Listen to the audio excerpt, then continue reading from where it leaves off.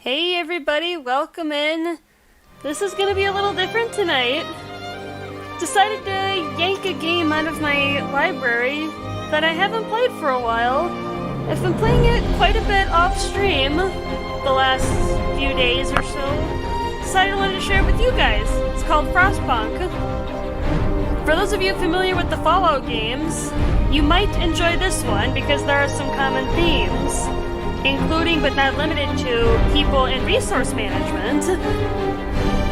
There's of course quite a few differences, one of them being that Frostpunk takes place in a global winter, and you're trying to deal with the cold instead of radiation. So we're just gonna hop straight in. I'm gonna be playing one of the DLC scenarios, The Last Autumn. There are 6 total, I believe. Yeah, there are 6 scenarios total. The Last Autumn is what the game describes as the prequel to the rest of the game. Because in this scenario, it's not cold outside. Rather, you are building the generator from scratch. So, we are going to be attempting to do that.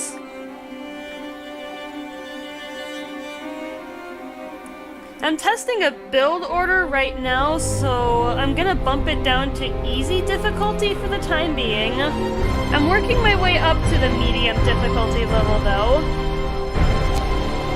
So let's go ahead and just dive straight in and see how it goes.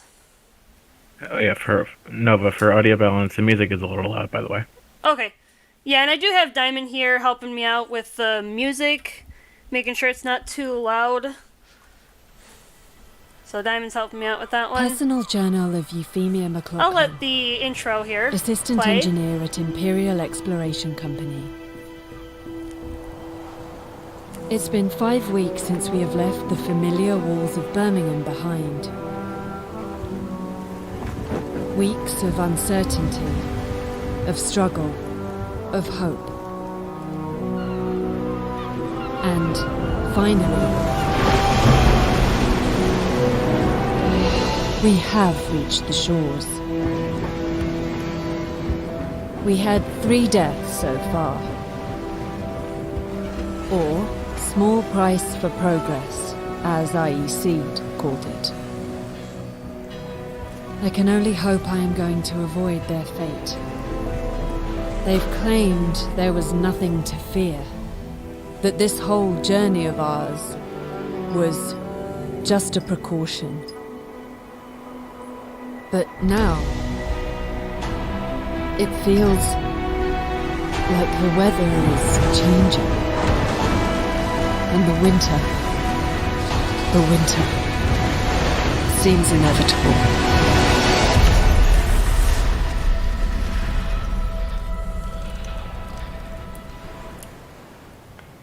Alright everyone, there's the intro for The Last Autumn. We crossed the rough northern seas to reach Site 113, where we are to build the greatest marvel of technology, a generator.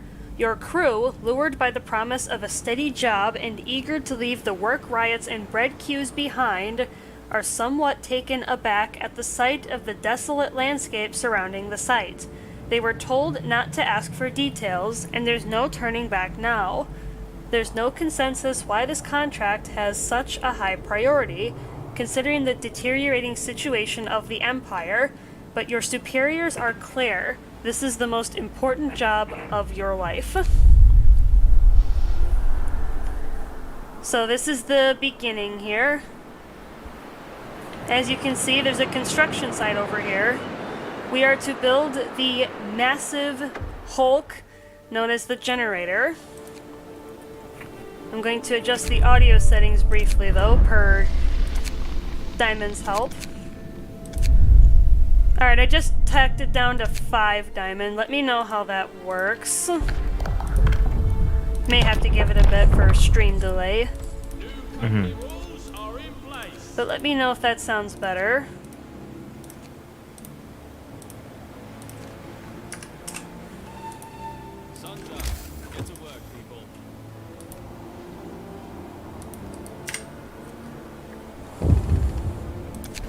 That sounds pretty good. That sounds better? Mm-hmm. Okay. Well, that's good to know.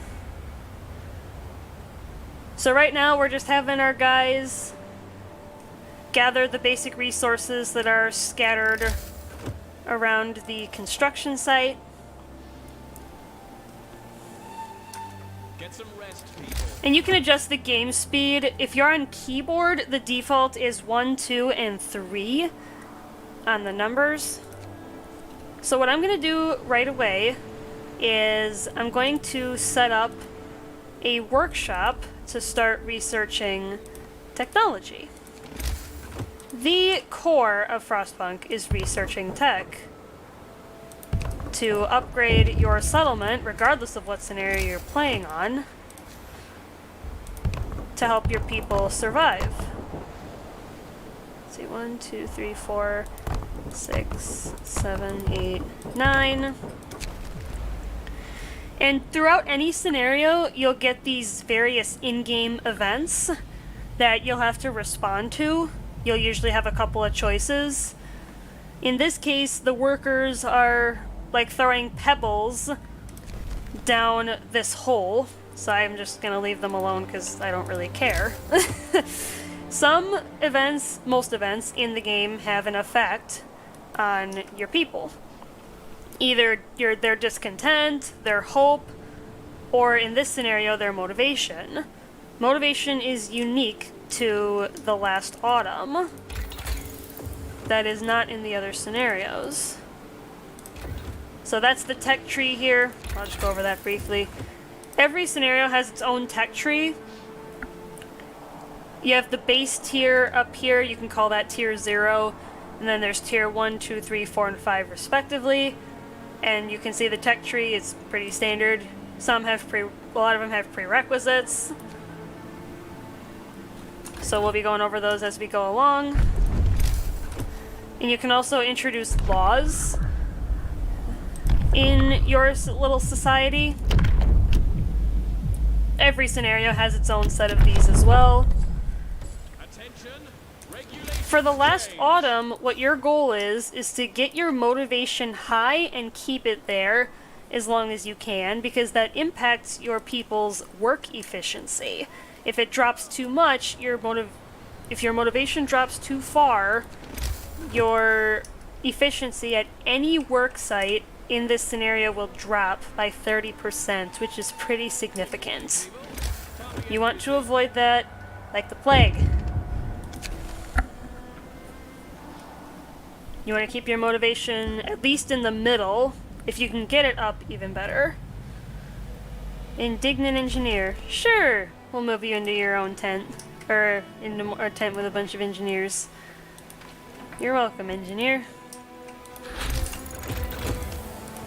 Alright, I'm gonna build some basic docks because we need a lot of resources. And in this scenario, the docks are gonna be the way that we get them. You can have the docks bring in coal, wood, or steel. I would strongly advise you make one of each, because they are all very important.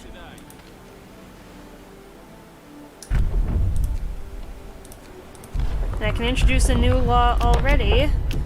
Oh, I got the chapel, now I can pull in the evening service. Alright, resources, I need another dock still. That's for coal.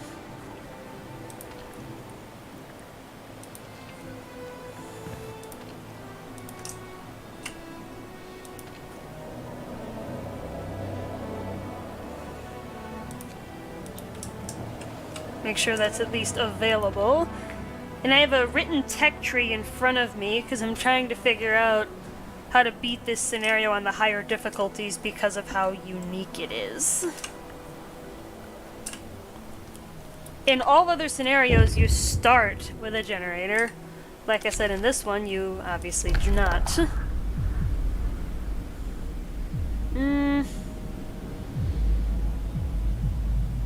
Yeah, I think I'll go... Well, I can't sign one yet.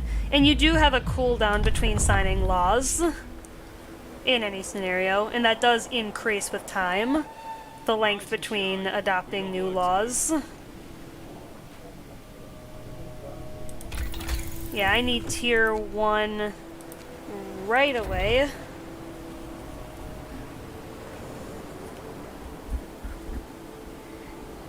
And when you unlock a tier of technology, it unlocks it across the entire tech tree, so you do not have to get tier 1 in all 3 areas.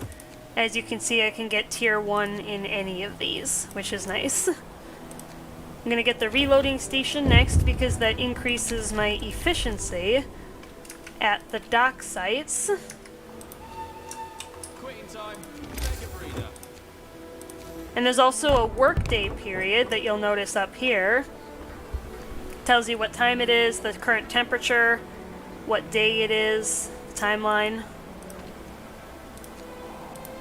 Those are my workshops here. I've built a couple more. The more workshops you have, the faster you research. Pretty easy there.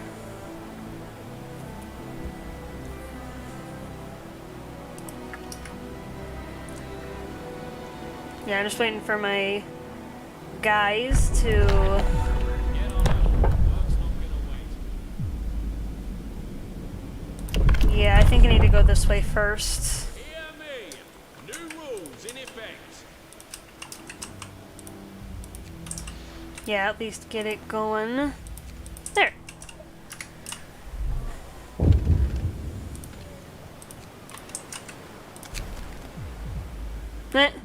Skeptic. You overhear 2 workers arguing over the reality of the global cooling. You really believe this end of the world rubbish? Me? I'm just here for the money. When we're done with this mad scheme, I can move my family out of St. Giles. Well, then you're a fool, because you'll die when the frost comes.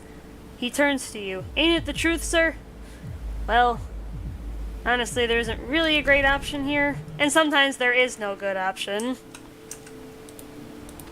for these things. It's like nothing is good, but you have to pick one anyway. Alright, this is the reloading station. They take fewer staff. And they harvest resources from the docks faster, which is nice. They take 10 guys instead of 15, which helps when redistributing your staff. You can order more staff later, and I'll go over that with the telegraph station once we get to that point, which won't be too far away. Okay, what's next on my tier list? I need faster reloading at the docks. I also need to make a cookhouse, because otherwise my guys are going to be hungry. I also need to make a chapel. I haven't done that yet. And you'll notice down here, chat, in the lower left corner, there's your quests, basically, and what kind of timeline you have. If you hover over it, it'll tell you how long you have left to complete it. Some are kind of a pain, and if you don't meet the deadline, something bad usually happens. So you want to try and stay on top of that as best as you can.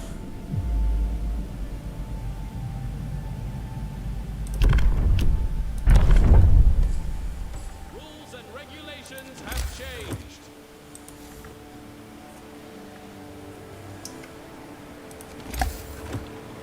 Alright, I need to make that chapel first priority before that quest ends. Work to be done.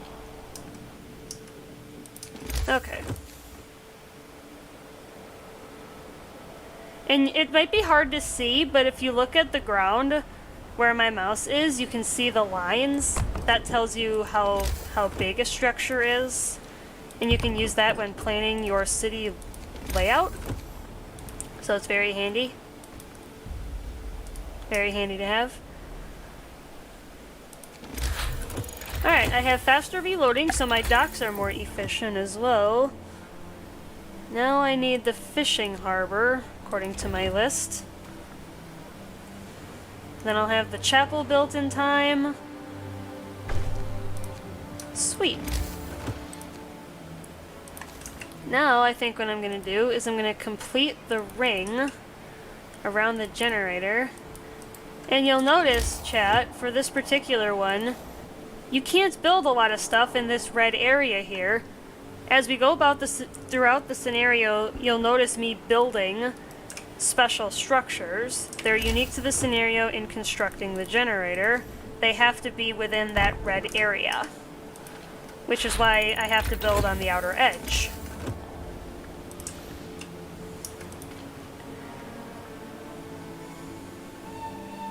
Get some rest, people. Alright, I can get a new law.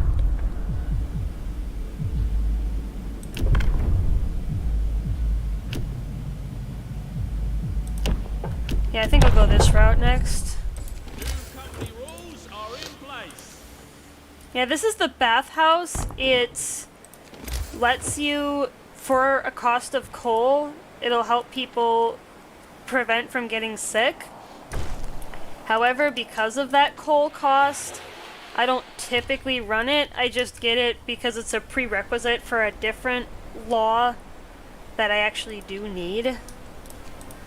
Alright, I'm gonna get my guys in there. Get a medical post, and then I need the morgue. Can't build the morgue yet. Need another piece of wood for that. Good morning, people. Time to get busy. There. Can at least get that quest in. Okay, what was next after the fishing harbor? The profiles manufacturer. This is one of those special buildings that I was talking about that's required for generator construction. I'm gonna get this fishing harbor built really quick.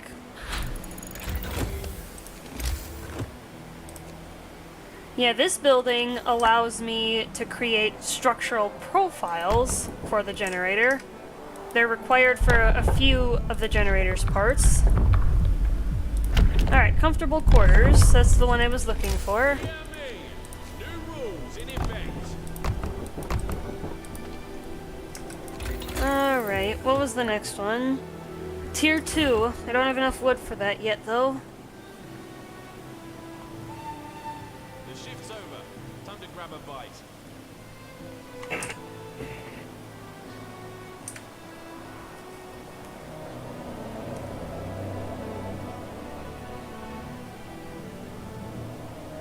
Alright, so those guys are good. Throw some workers into the fishing harbor so that it's ready to go.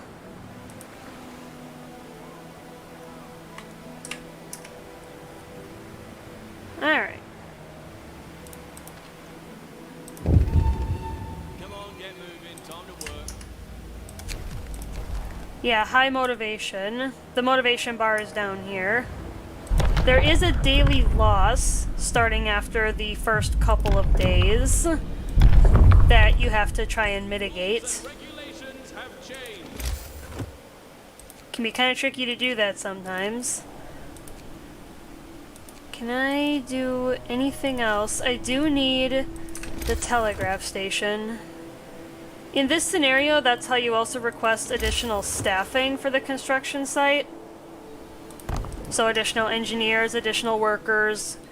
We'll get to another social class later that I've really been liking. And then steam cores, which are required to make a whole bunch of stuff. You can't make steam cores on your own. Meantime, They have to be shipped in from London, which is where this group came from. Or in other scenarios, you find them. Right, or in other scenarios you can also find them by running around.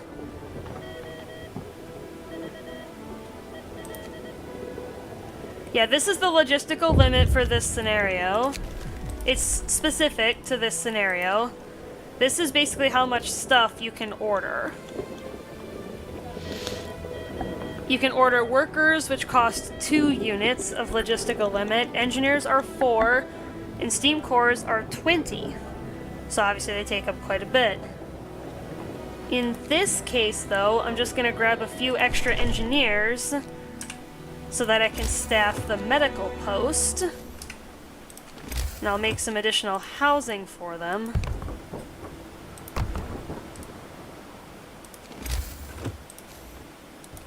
Yeah, you don't want to deal with homeless in any scenario of Frostpunk because they're more likely to get sick. So you want to avoid that if you can. Okay, where are we at? I think we're looking on tier 2 right now, yeah, and then I need optimized materials. And there's also this bar down here for generator construction after you get past that first phase and get the telegraph station. This basically says whether you're on schedule or not, because this scenario has very strict deadlines that if you don't meet them, you will fail. So you need to keep an eye on that. You need to build stuff on time.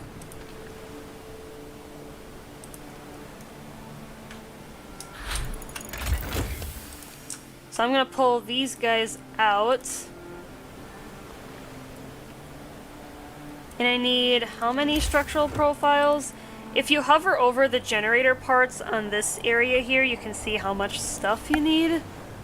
I need 8 profiles. Get some rest, people. And then I can start building that part of the structure. So right now the game says I'm about 2 to 3 days ahead of schedule, which is good. I'm off to a good start then. The care house allows you to house the gravely ill. So there's a couple phases of illness in Frostpunk. Illness/injury. It's kind of lumped together a bit. If someone is gravely ill, classified as gravely ill, they cannot work. If you have a care house, they will sit there until there is a space available in an infirmary where they can actually be safely treated. However, I don't have access to that yet, the infirmary. So the gravely ill and amputees will live there. They eat half rations until they are healed. Sun's up. Get to work, people. Alright. In this scenario, here's the kicker. Workplace safety starts to come into play once you start making generator parts and construction. So work safety is going to be measured from here on out, as the game says. Depending on how dangerous it is, some events can either go really sour, or you can have a more positive resolution. And there's plenty of stuff that... This is the labor book of laws now. There are 2 branches. Administration is healthy, fed, and motivated, as you guys have seen so far. Labor is everything else related to generator construction.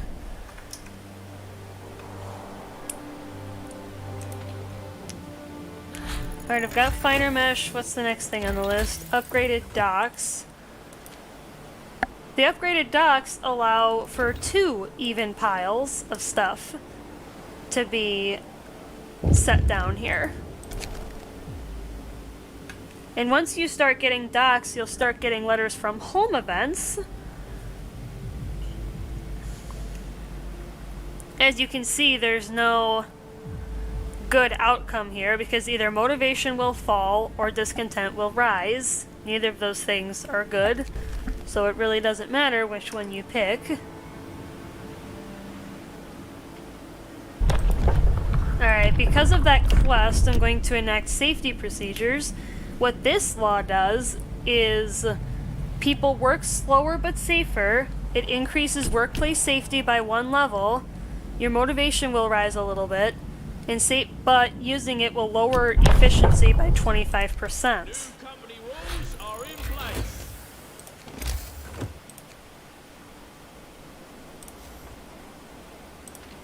Alright, what was next? Tier 3? Okay, I've got tier 3 on the list now. Okay, so they're done producing the structural profiles. Now what I can do is I can click on the shaft structure and stick it there. And then what I can do is assign workers to it. I'm gonna actually pull out some more workers because I don't need them over there. Stow your tools.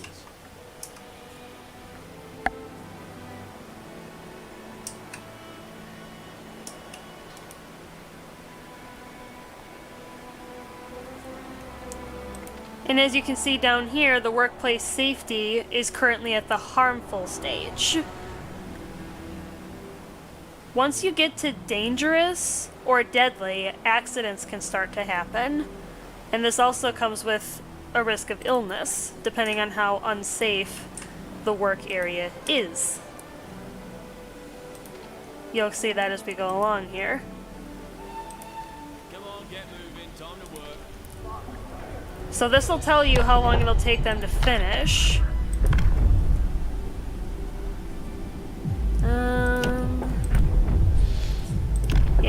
Yeah, I'm gonna do this one. I'm gonna go with after-hours equipment maintenance. This is what I normally do. After finishing their shift, workers will spend some time cleaning and maintaining their equipment to keep it in safe operating condition. The accident risk will be reduced everywhere, but discontent will rise permanently. That's not terrible, though, because accidents are a pain to deal with. I'm also going to enact safety improvements at the profiles manufacturer so that it's safer. A safer work area.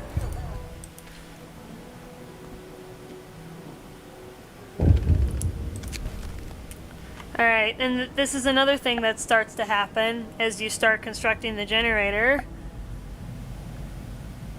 is toxic gas. So now you have to deal with toxic gas affecting workplace safety as well.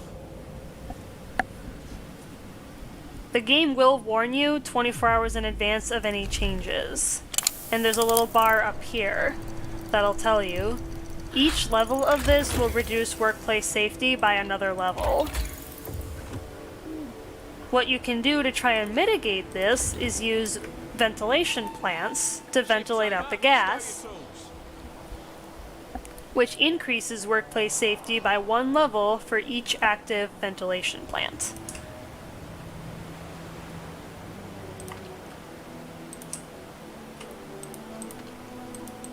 They do take coal to run, though, so bear that in mind. If you run out of coal, they will shut off, and they will no longer be functional. Yeah, I think, oh yeah, I need extended shifts. Attention, regulations change.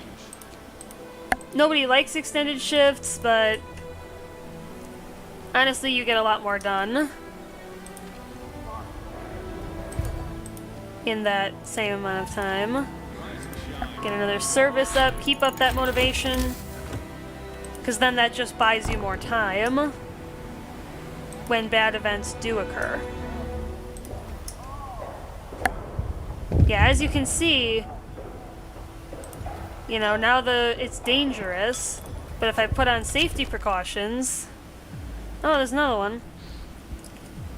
Bad omen. This morning the camp is strangely quiet. People pass the bad news in hushed voices. An owl is perched atop the scaffolding, despite it being broad daylight. They were superstitious even in the best of times, but here, in this remote, harsh place, they see it as a worst omen, worse than a herd of black cats. The construction site workers refuse to turn to work while the bloody bird sits there. They also say that to shoo it away would bring even worse luck. What shall we do? We're gonna shoo it away.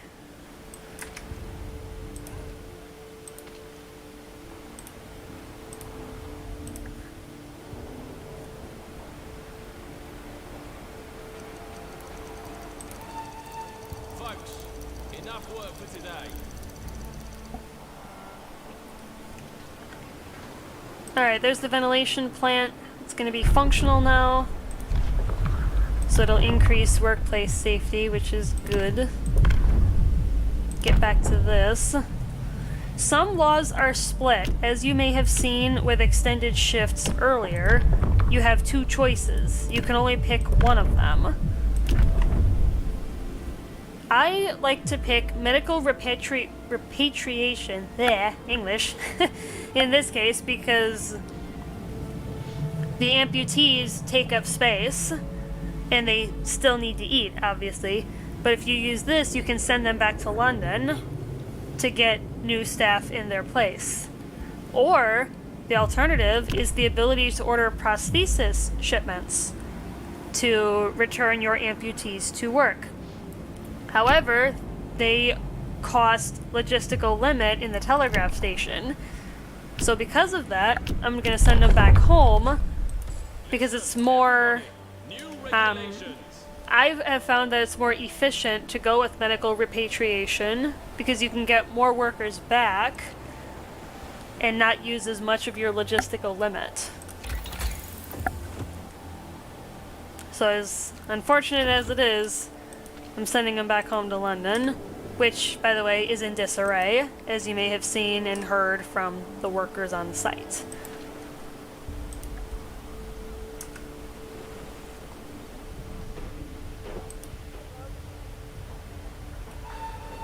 Get up, people.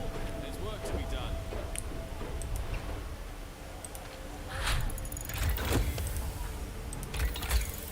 Alright, what was after efficient fans? The medical post. Upgrade. Oh, logistical limit reached. Okay. So I can get a couple more things here.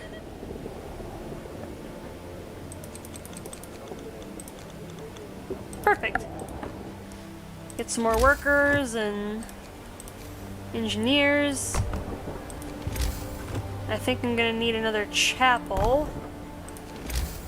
Yeah. Because the chapels only have a certain reach. Okay, I think I can actually add one more tent before I need to put the other chapel down. Yes. Perfect.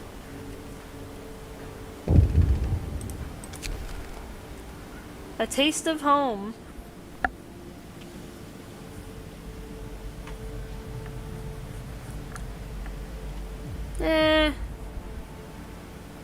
Yeah, I'll take the parcel. Take 50 rations of food. Alright, medical post upgrade. Now I know I need the infirmary.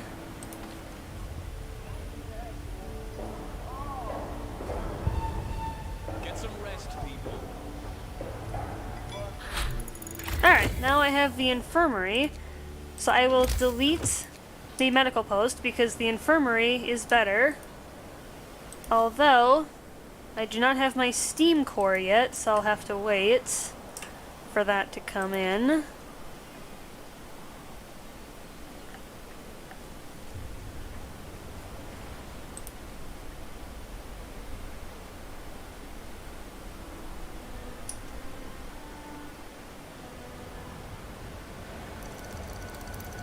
Alright, so the toxic gas level has fallen. So things are better. It's only at the low stage. Alright, let's see what happens. What was the next thing after the infirmary? Tier 4. Alright, so I'm still pretty good on the generator construction, which is good.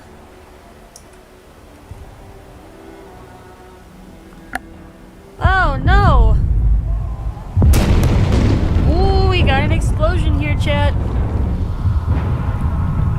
As you're building the generator, there will be scripted accidents that occur throughout the game, this particular scenario. And depending on how safe your workplace is, you can mitigate some or even all of the damage, depending on where your safety is.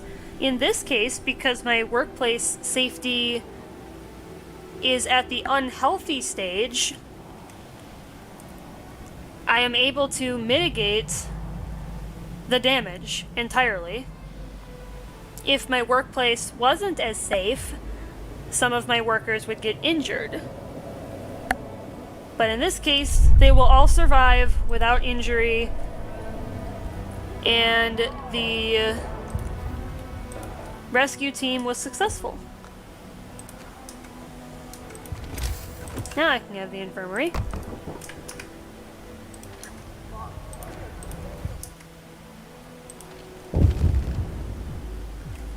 And here's the other mechanic, is the workers can strike on the construction site, which will slow you down if they do this. There are policies that we'll go over later that can help you mitigate these. Sir, people at the construction site stopped work. A worker climbs on an overturned wheelbarrow and speaks to his fellows. We saved our friends, sure. This time, but as long as the deadline is more important than us, such catastrophes will keep happening. How many of us won't make it home in one piece? So we have to do something. And what you can do is negotiate with the workers that are on strike. What you can do, the game will give you a few options. And these do vary, they're random, they're not always the same. One of them, in this case, is I can build the public house for the workers, which is basically a bar.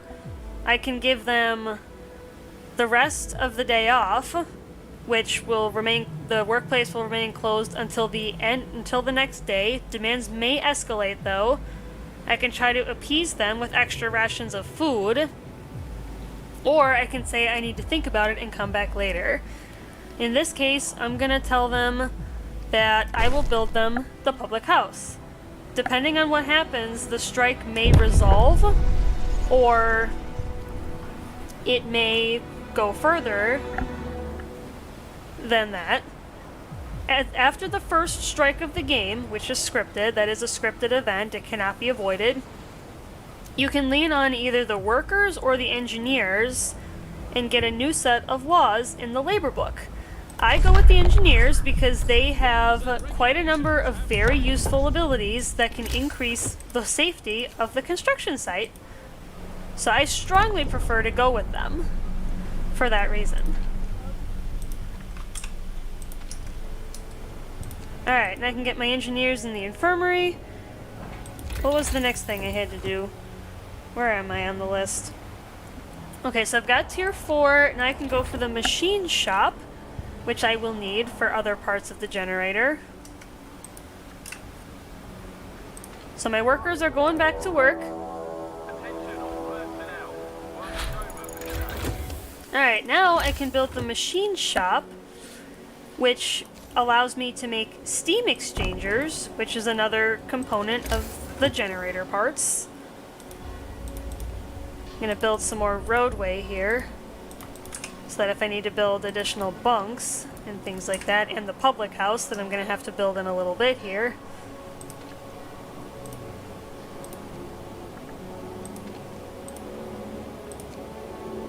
Yeah, I need to wait a little bit for the logistical limit to go up. Need some engineers to staff this. Okay, let's get them on order. Harbingers of doom. People across the whole camp leap to their feet, awakened by the sound of angry screeches. Dozens of huge birds are circling over the construction site. The owls are back, moan terrified workers. It's a sign! The heavens warn us we shouldn't be here. We're doomed! After a while, the birds disappear above the bay, leaving our people severely shaken. Motivation will fall even more each morning. This is where things can get a little crazy with the motivation, which is why you need to build it up early and keep it up as best as you can. Alright, stage 1 has been achieved. I have to build the foundations now. I'll turn off the ventilation plant because I don't have any active workplaces. Now I can make pressure valves and the tower pumps. That's the next phase of generator construction. I'm gonna improve the safety of the machine shop though.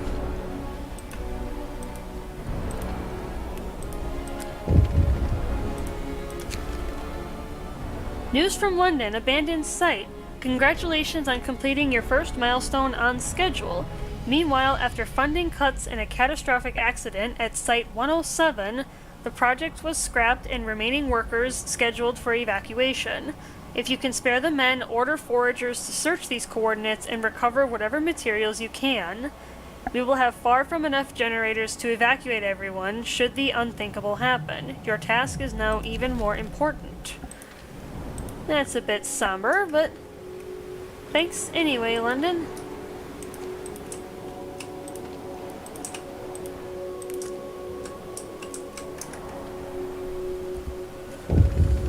Oh, what's going on down here? Long hours of toil. This is another thing that is important in any Frostpunk scenario, is depending on the laws that you pass, there may be consequences later. In this case, because I passed extended shift, people are obviously tired of working long hours and they want a break. They might go on strike if you ignore them. The key thing is, strikes can only happen in generator facilities. So like the profiles manufacturer, the machine shop, later the foundry, and any of the generator construction sites. It does not affect the docks, workshops, cookhouses, or anything else outside of generator construction. So I'm actually going to ignore them. And you can see down here, there's a strike risk. You can monitor this, and that will determine how likely it is people are to strike. Simple enough there. Alright, I got safety improvements at the machine shop. Now, I need the redesigned templates. And I didn't go over this earlier because I was kind of doing it fast, but all of the construction materials have an upgrade to reduce the cost by 20% and the time required to make them by 50%. Very important, especially because of the deadlines that you have to meet.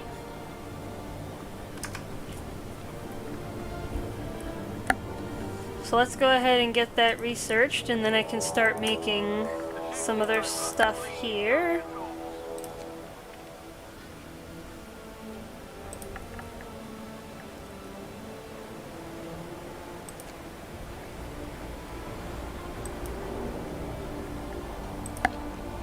Alright, I'm waiting for those engineers to come in.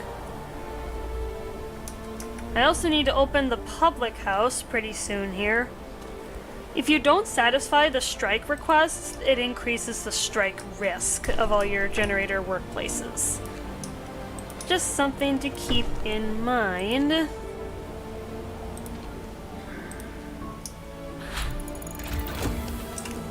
Okay, so that's the redesigned templates.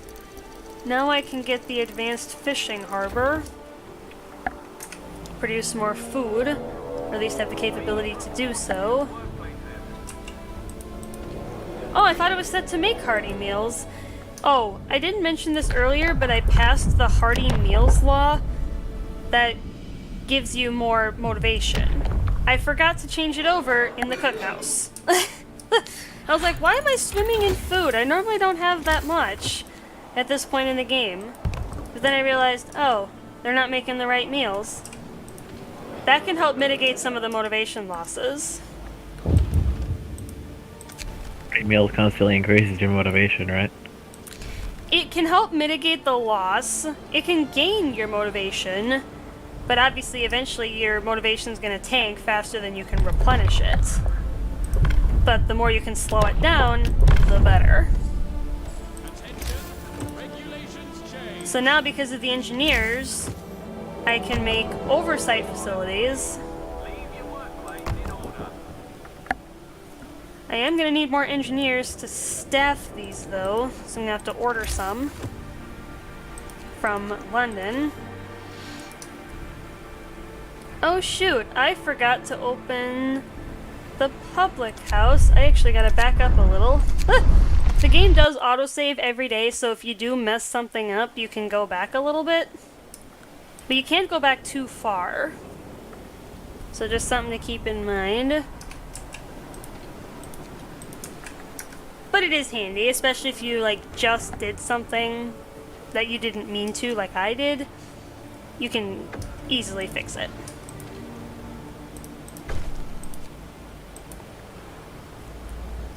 Alright, I'm waiting for the laws to cool off. Alright, I think I was onto the fishing harbor again. Yeah, I'm just trying to stay on track.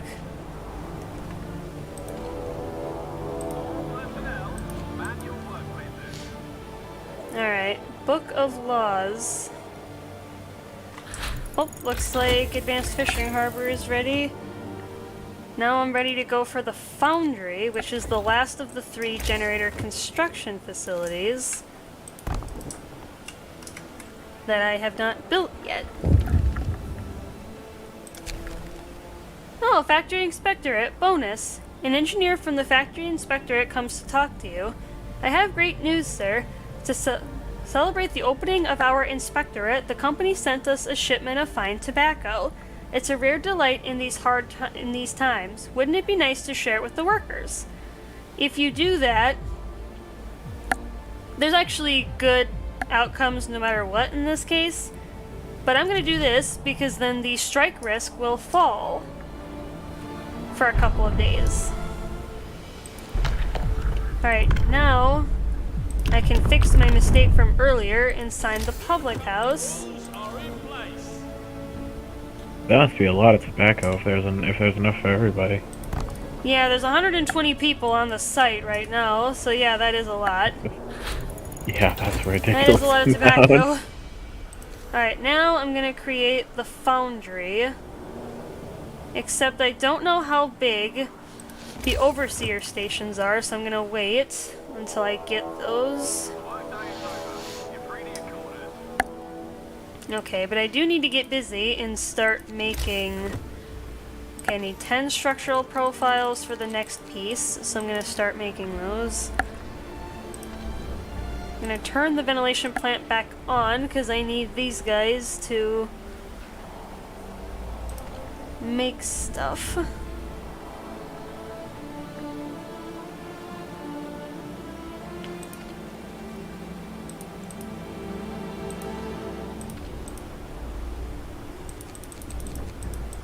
Yeah, I gotta staff the public house as well. There we go.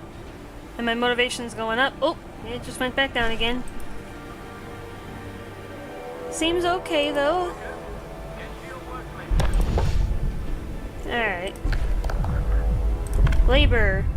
Now I can make the overseer stations. Regulations have changed.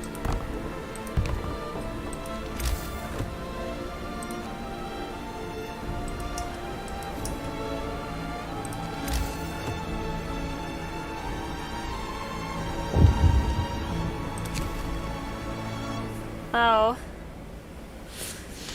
Down with the war. Sir, a worker's mother writes him that his brother was shot dead during a demonstration against conscription, a highly controversial new measure introduced in the second year of the Balkan War. Young people have been protesting it from the start, but this is the first time the mechanized lancers were sent against them.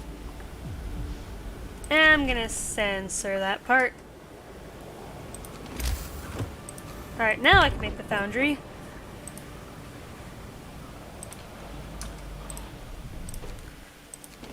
Oh, as you can see, the bar has just turned red. That means you are behind schedule. You want to try and avoid that if you can. Yeah, because if you're behind schedule for too long, you'll get fired.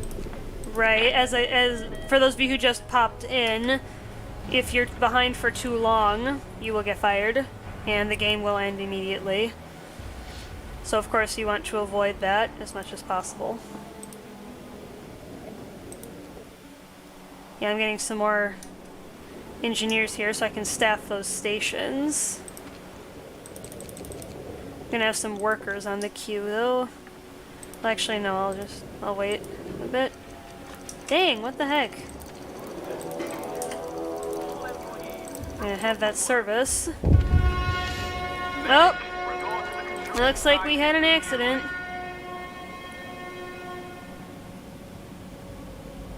Yeah, this is what can happen if your workplace safety is too dangerous.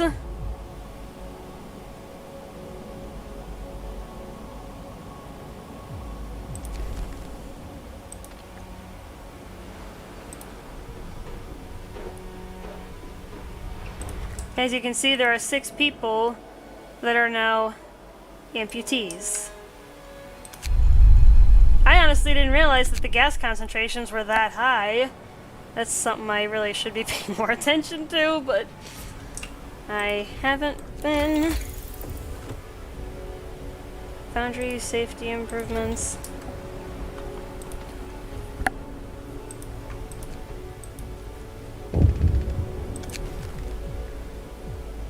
No, I can't address that right now. Thankfully, they can all get treatment. Yeah, there's a high chance of going on strike there.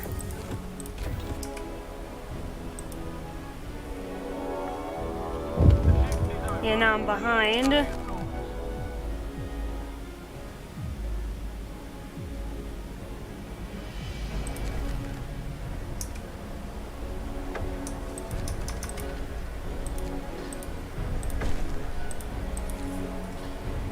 Okay.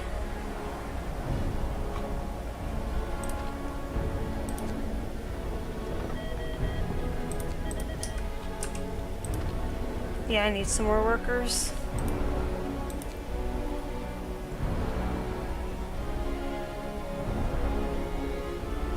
Replace some of the ones that have been getting injured.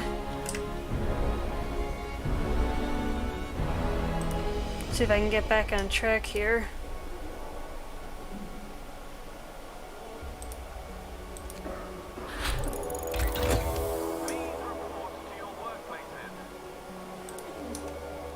Alright, innovative processes. What else do I need? I'm actually going to divert a bit from my list here. I need an additional ventilation plant. I will keep going though. Now I can make security outposts, Everybody, new regulations. which are better than the things they replace. And then there's another phase after this. Alright, ventilation plant coupling. I can make a second ventilation plant to increase the safety of the work site. Workday is over. You're free to your quarters. Yeah, now I'm 2 days behind because I have a bunch of people that can't work.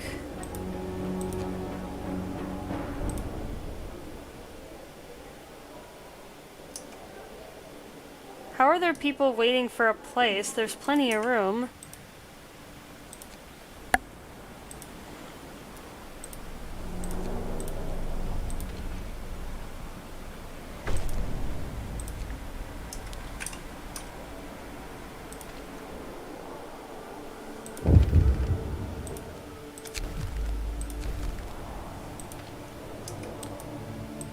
Alright, and I've sent the boys back to London that are really injured.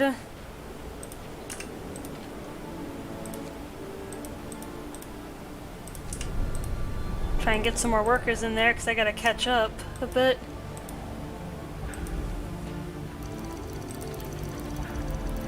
There we go. Personnel, man your workplaces.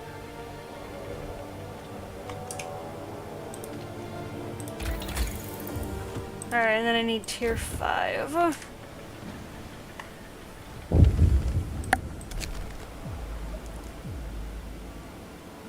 Stolen chemicals. Yeah, I don't need strike risk.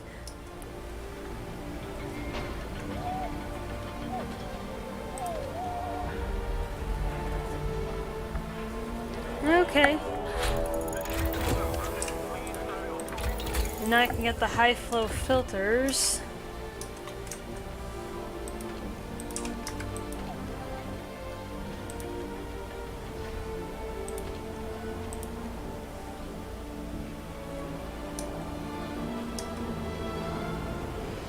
Okay, so I'm not too far behind now.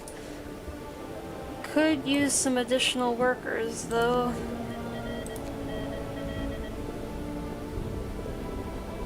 Yeah, I think I'll do that.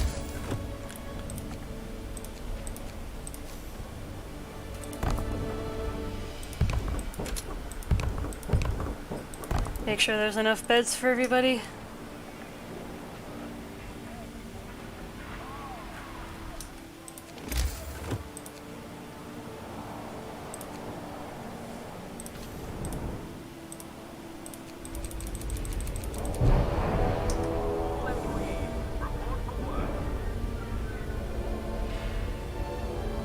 Alright, so I'm starting to get a bit back ahead of schedule then, which is good.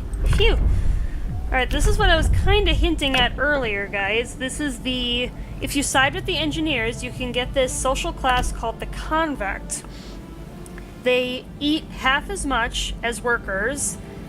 They can only work while supervised, though, by like an overseer station or something like that.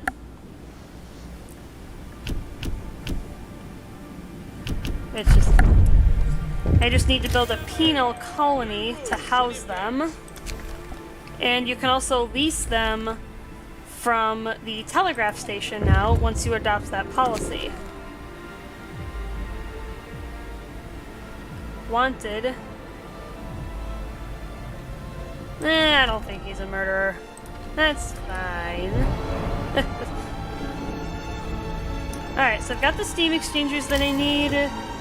Now I need to go back here and start building the tower pumps. As you can see, I can have up to 50 workers working on that site at the same time. That's pretty nuts. Attention all personnel, work is over for today.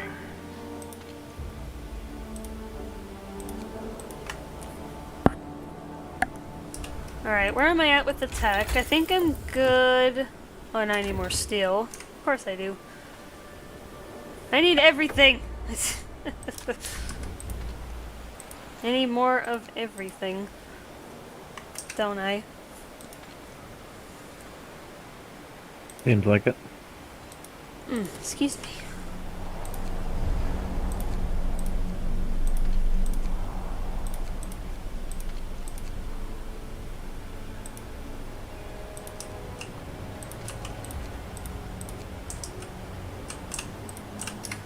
Alright, so I'm gonna keep them going here, because I don't want to afford to fall back. I can't afford to fall back on time. Alright, so the gas concentration has fallen a bit. Report to your workplaces. There's a rumble in the deep here now. There's a couple scripted events that will occur if you produce the safety resources, which is here. I need 5 steam exchangers. I can mitigate some of the damage from the upcoming scripted accident. So I will actually divert some of my guys to make those steam exchangers.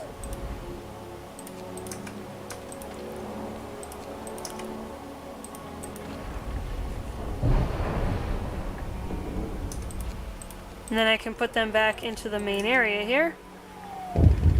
And then that event will come up asking me if I want to make the safety equipment, which, of course, yes I do.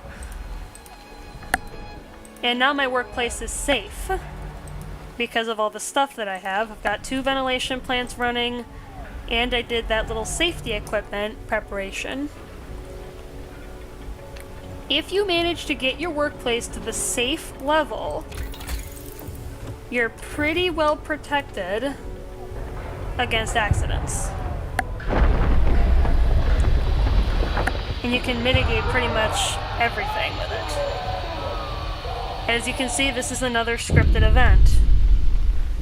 The tower pumps. The source is exposed. Sir, there was a catastrophic accident in the lower levels. A cave-in exposed the underground heat source, engulfing our people in deadly fumes. We can seal off the source to save them, although it will permanently reduce the power available to the generator. But if we leave it open, all our people underground will die. So you have 4 choices here. The first one is you can seal it off. Workers will evacuate safely, and the construction will stop for 6 hours. However, the generator won't be able to power more than a few heat zones, so it will be of reduced quality. You can leave it open to have normal power. Everybody underground will die. Discontent and strike risk will both rise greatly. You can, if you made the safety equipment, you can send in your workers with it. Many of them will be gravely injured, but they will survive. Construction will stop for 3 hours. Or, if, like I said, if your workplace is safe in this breakdown, you can use the escape routes, and only some of them will be injured, and the construction will stop for a couple of hours.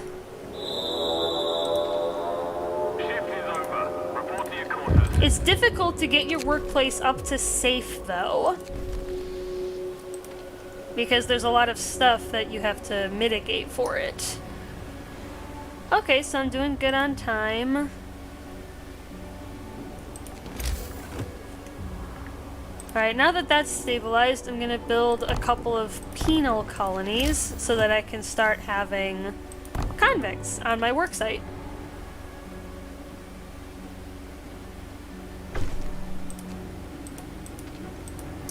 Alright, and I have some engineers to toss in there.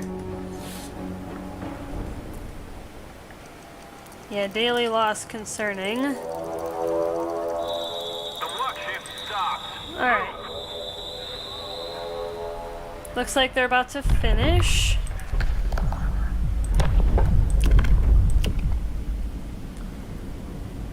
And in relation to the penal colonies, everybody, if you sign the next policy up, it's called roundups.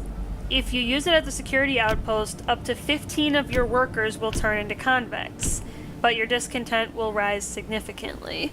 So effectively, you can make your own convicts if you so choose. Regulations have changed. So I will do that, actually.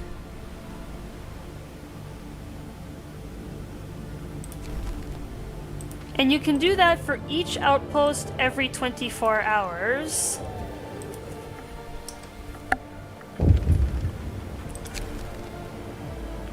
Wandering Hands.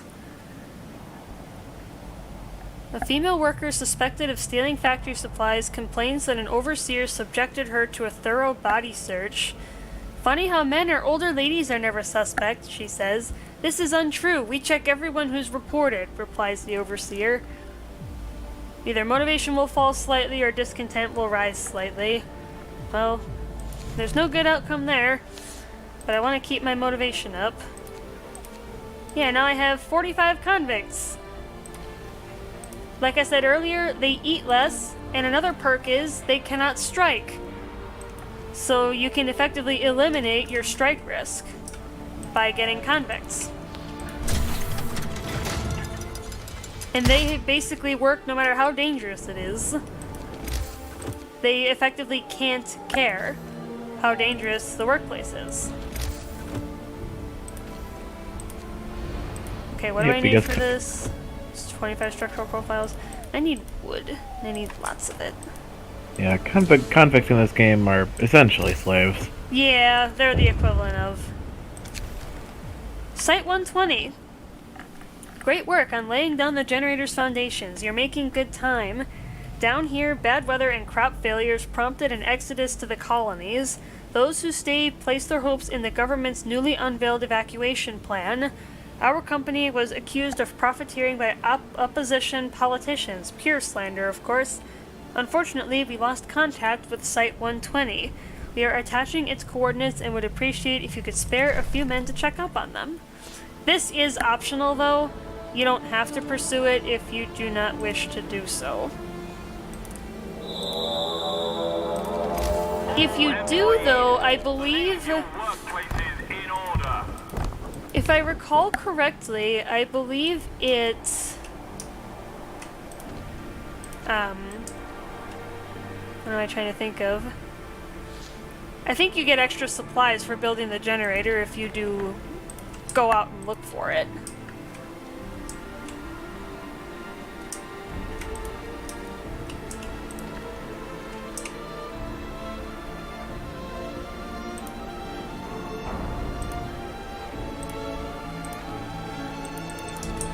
Yeah, I gotta move these guys around.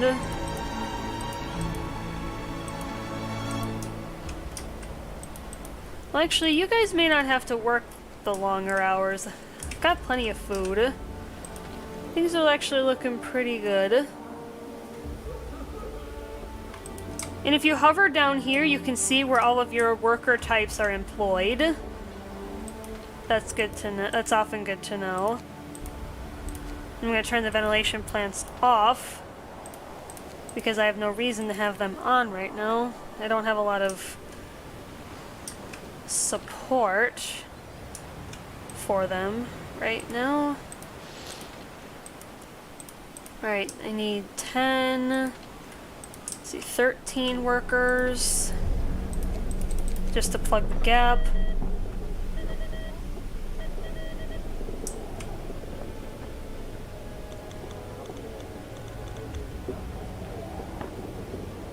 Yeah, I think I'll be okay with the steam cores I got for now. Yeah, I need those upgraded docks now, I think. Well, I already do. Okay, I just need more stuff.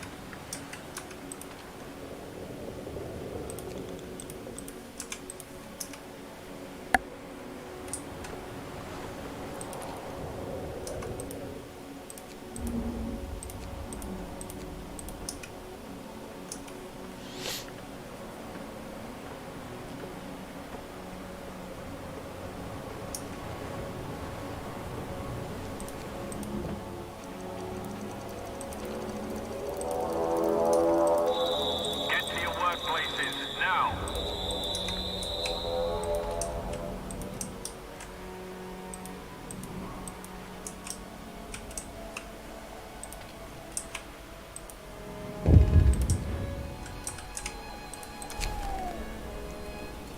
Too much oversight. A group of workers comes to complain about the constant surveillance. I'm doing my best, boss, believe me, says an experienced fitter. But I feel like a criminal with all these overseers watching over my shoulder. Show us you trust us. Get rid of at least one security outpost. Well, I don't know if I can do that.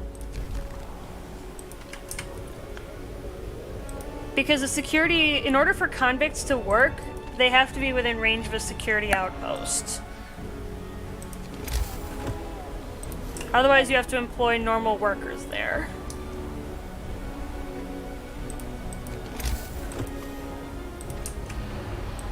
And the range is highlighted in with these white dashed lines.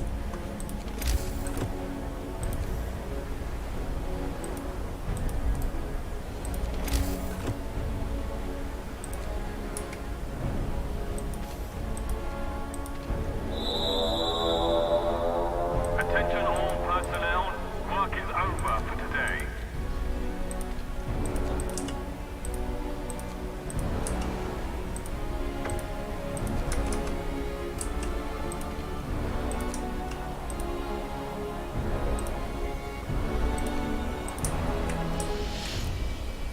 There we go.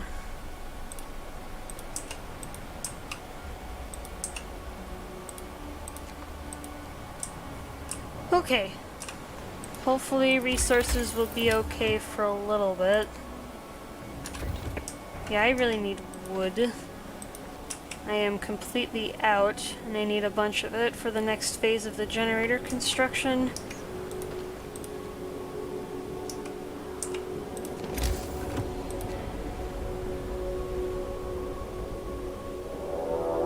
There we go. Now it's rolling in. Report for work at once.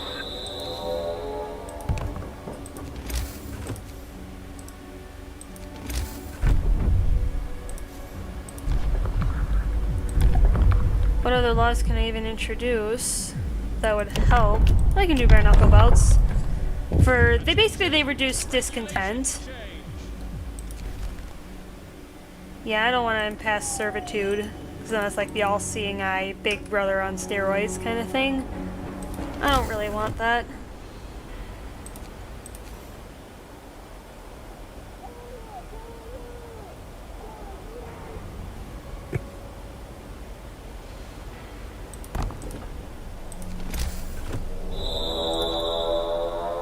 Shift is over.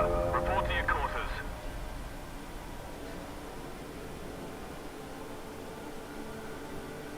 Come on.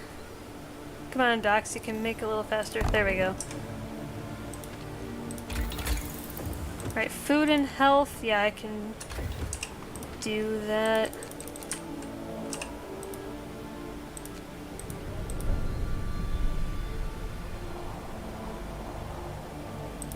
Yeah, I'm gonna need a lot of steel later.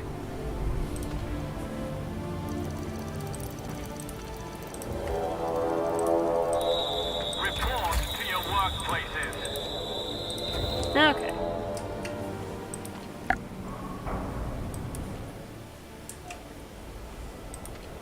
Yeah, now I think it's looking up. Troublesome council. What do you do with the meddlesome engineer? Nah. Let him get beat up. Because I don't need my motivation falling. What else do I need? I don't need anything right now.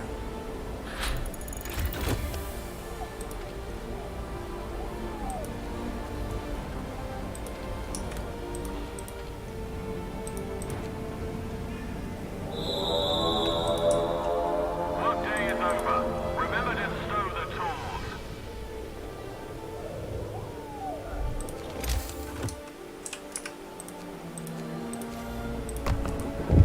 Oh, and if you don't have enough space in your penal colonies for all of your guys, then they can start to break out and riot, which is fun.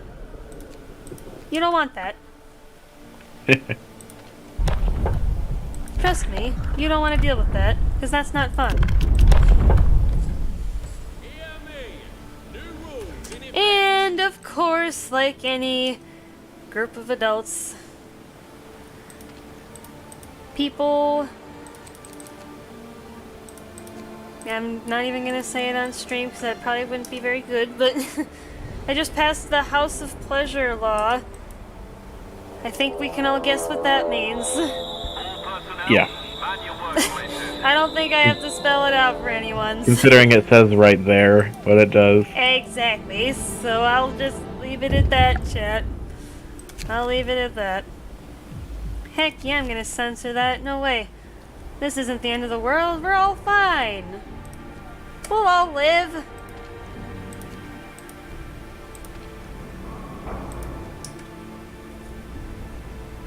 Alright, now the supplies are starting to come in. I'm almost running behind on the generator, but I think we're looking good though.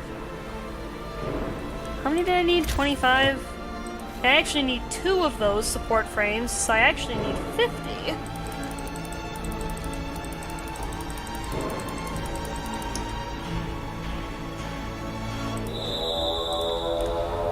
And then how many steel composites? 25. In order. Well, I'm actually gonna let my steel build up a little bit more.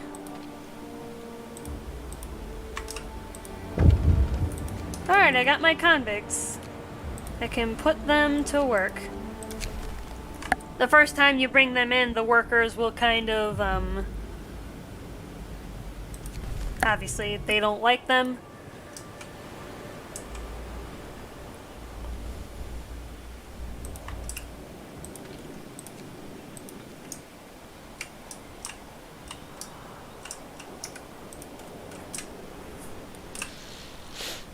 Alright, back to business.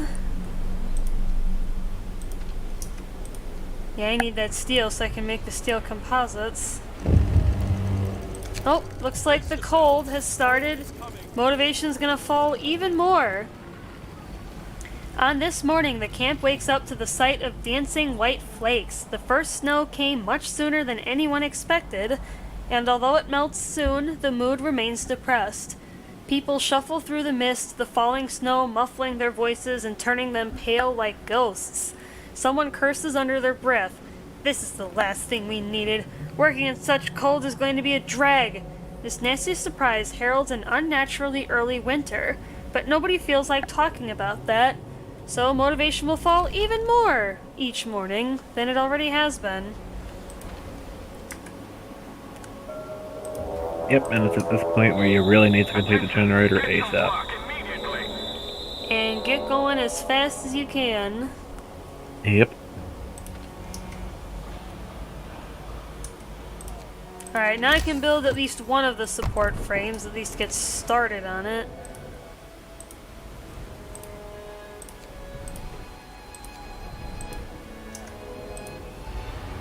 Yeah, get my convicts out of there. Get them onto the construction site. 25 steel composites. Do I have enough for that yet? No, but I can make some of them. Nah, you guys are fine. How can I keep them more motivated? There's not much else I can do in the administration column, so maybe I can peek at this. This is something else you can do if you are having issues with strikes and you aren't using convicts. You can bust them if you side with the engineers, and it ends the strike immediately, no matter what. At what cost? People will get injured, some gravely injured. Oh, so it's just stopping it by force. Stopping them by force, basically. Change of plans. Sir, a telegram from London. We're going to be cut off. The frost is coming sooner than expected. Royal Meteorological Society warns that the sea will freeze in 12 days, stopping all navigation and fishing. We will seize all shipments in 10 days. Start stockpiling materials and food. The evacuation by an icebreaker is planned in 18 days. It is imperative that you complete the generator by then. Good luck. The temperature will start to fall dramatically. Deliveries will end on day 37. You must finish the generator by day 45. So there you go. This is kind of getting to be the mid/late game at this stage. And now there are new techs available as well to help you deal with the cold. However, if you beat the game fast enough, you won't have to deal with that. There's actually an achievement for this game to build the generator before day 37. It's called I'll Be Home in Time for Christmas, which took me a few shots, but I did get it. It's kind of hard.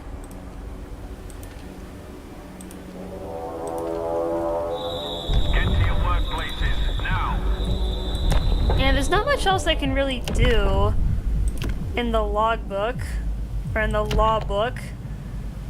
It's really, there's nothing else I can really do. Alright, how many is that? 15, and I need 25. Oh, logistical limit reached. How much space do I have in my penal colonies? How many more can I get? I can get 10, but if I build another penal colony, I can have some more. Yeah, I'll just order a bunch of them. Like 30 of them, I don't know, but...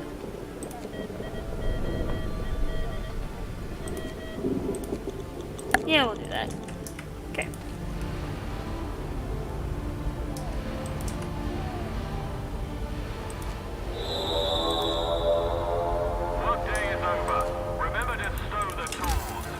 Alright, generator. Now I can put the core down and have my boys start working on it.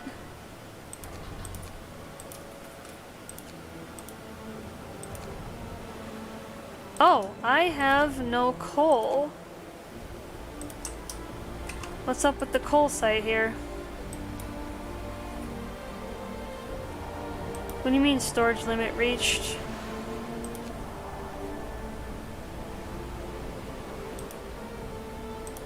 Maybe I need a better reloading station for that area.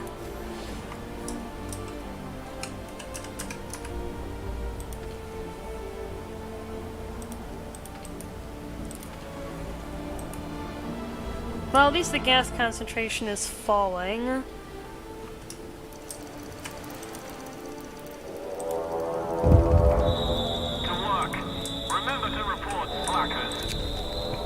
Fire danger! So this is the other scripted event that you can try to mitigate. In this case, I need 5 steel composites in an attempt to mitigate that damage.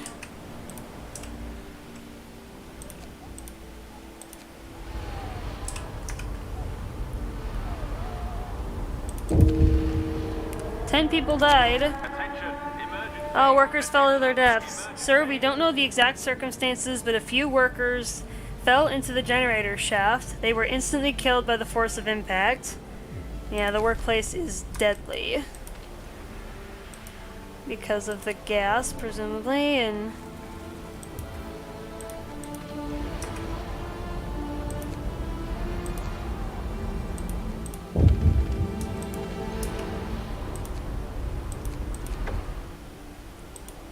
Alright, more convicts. Get those guys in. Strike busting without a trace. Must have kidnapped him. Sure. We'll look for him.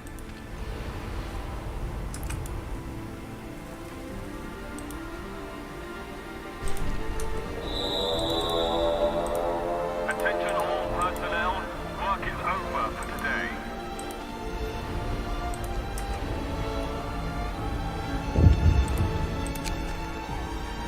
Oh, I found him. Oh, we didn't find him. Oh. Well, that sucks.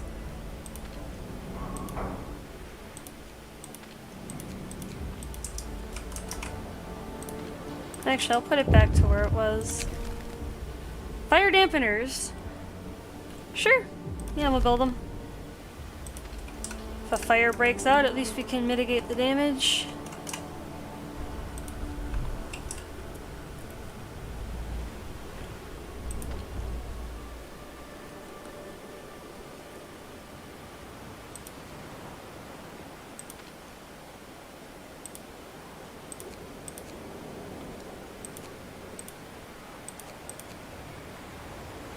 Alright, I only need 25 structural profiles, so I'm gonna get those built. For the second support frame.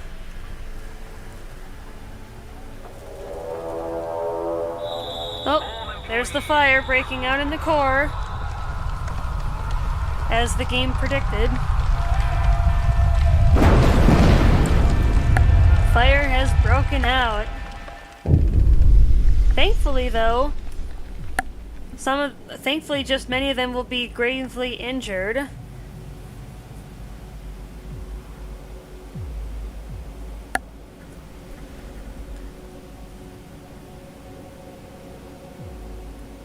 All progress on the core will be lost. Heck no. Yeah, I'll just use the fire dampeners to put it out.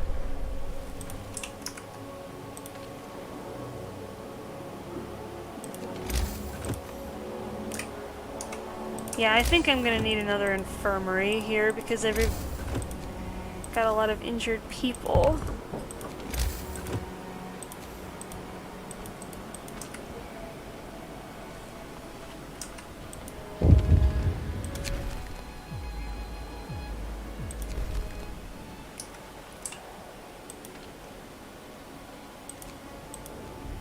Yeah, let's see if we can get some of the sick treated here. All employees, leave your workplaces in order.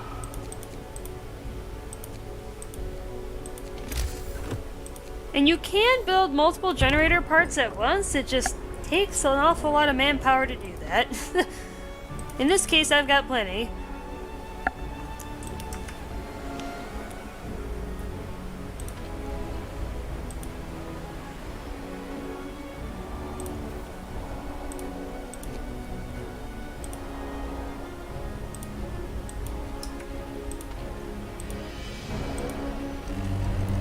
Well, the temperature is starting to drop. It's starting to get kind of chilly.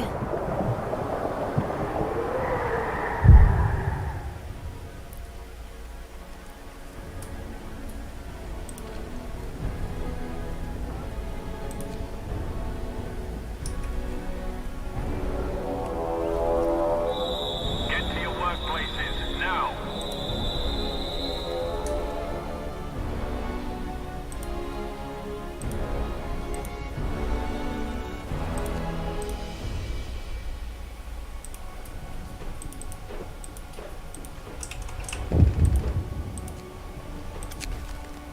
Oh, my logistical limit's been reached again.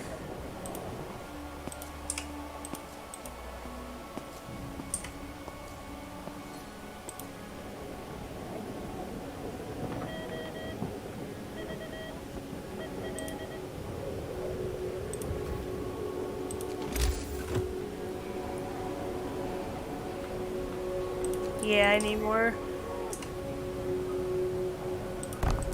convicts.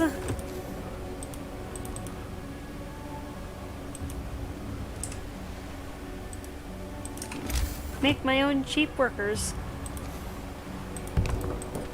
get another security outpost out there. Because if you don't have enough security outposts, like I said earlier, that can mitigate things, that can lead to riots and all that.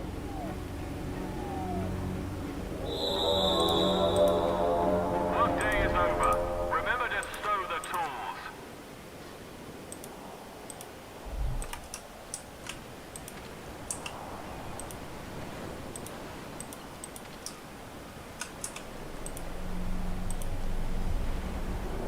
Alright, I'm about 2 days ahead of schedule, which is good.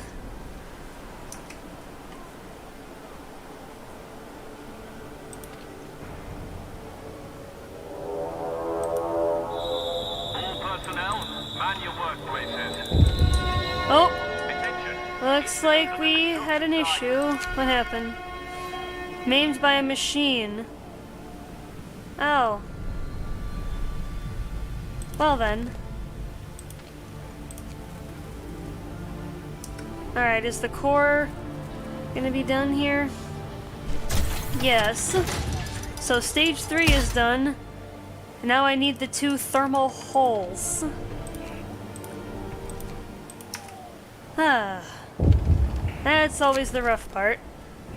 But if you get to this phase, the toxic gases cannot vent to the surface anymore, which is good. So your workplace safety goes up dramatically.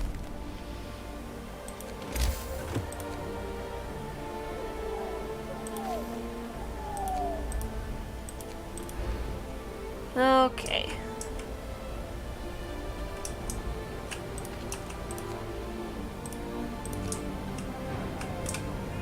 So what do I need for those thermal hulls? 25 exchangers and 10 composites. But I need 2 of those, so I have to double that. I have to double that number. I'm gonna give it a day or so for my resources to generate. Actually, I'm gonna put you guys back on the 6 a.m. to 8 p.m. hours. I need more coal. Attention all personnel. Work is over for today. To be clear, chat, you can still use the ventilation plans to increase workplace safety, though. Because they won't be safe by default.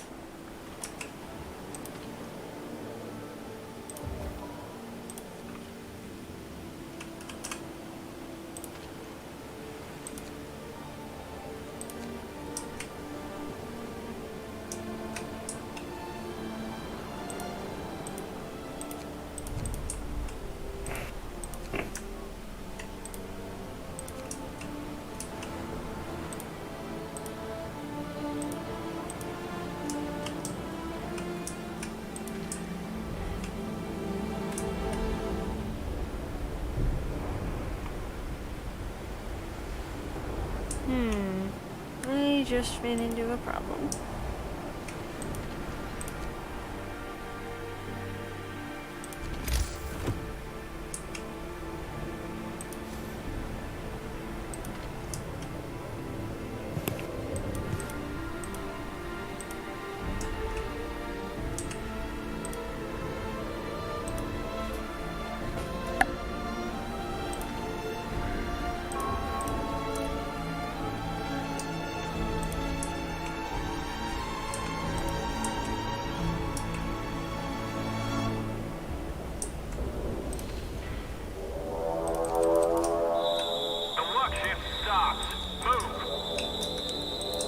There, I'll do that.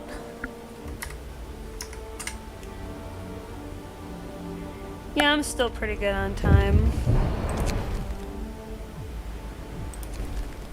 Yeah, I'm just gonna let him talk.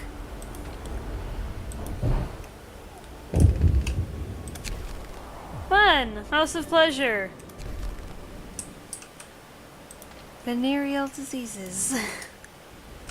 Fun. Fun! Thankfully, it's not a big deal, though. It's easy to mitigate. Alright. I think I can start. I think I can start working on stuff. Yeah. Need 20 steel composites in total. can only make 15 right now, but that's fine.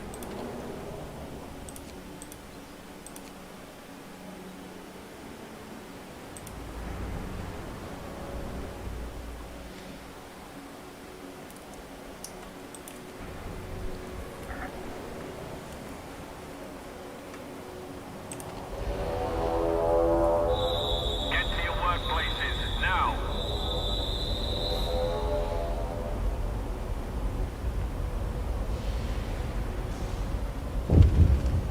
What's happening at the... Oh! Debauchery! Fantastic. Yeah! Everybody's favorite, am I right, Diamond? Sure. Report to your quarters. You know, I'm just being stupid. I know.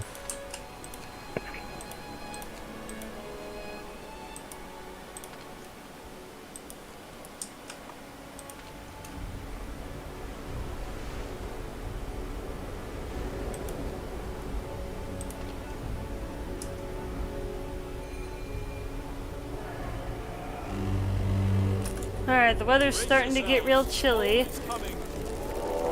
I'll go over the temperature overlay in the other scenarios, Chad, because in this scenario, it's really not an issue. Because you're trying to build a generator, you don't already have it. You don't start with it. So the game does compensate with the weather. Tension is growing. The last delivery ships will depart in 2 days, and it's obvious that your people know something's afoot. Sedition is in the air, and it may be wise to prepare for the worst. I will try to do that. Alright, now I need, I think, 50 steam exchangers in total, yeah.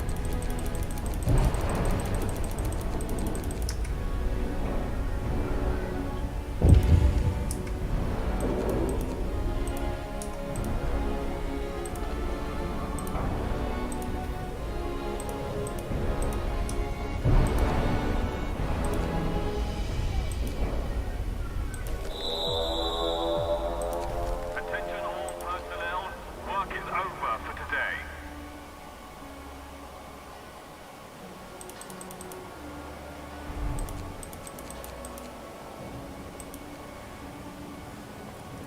Well, looks like I'm starting to fall behind a little. But I almost have the first 25 steam exchangers done, so I can start working on that.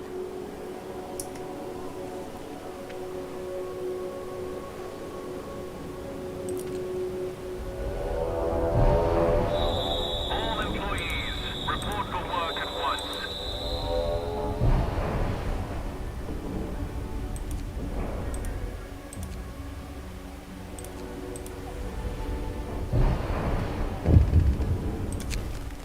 Yeah, the last orders.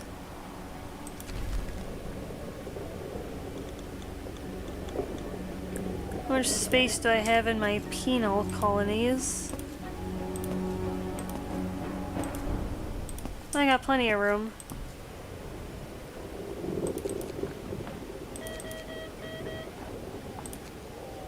Alright. All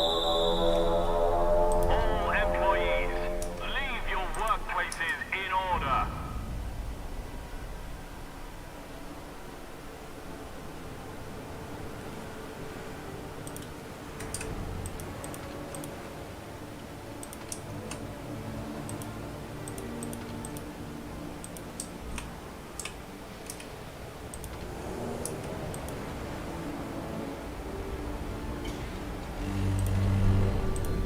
Wrap up well. The frost is here.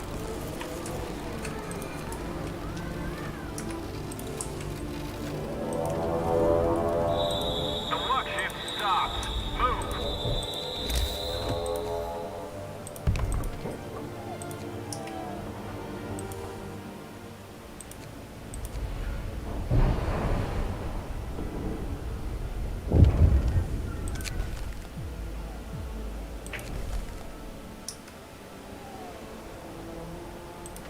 See if I can get back on schedule here.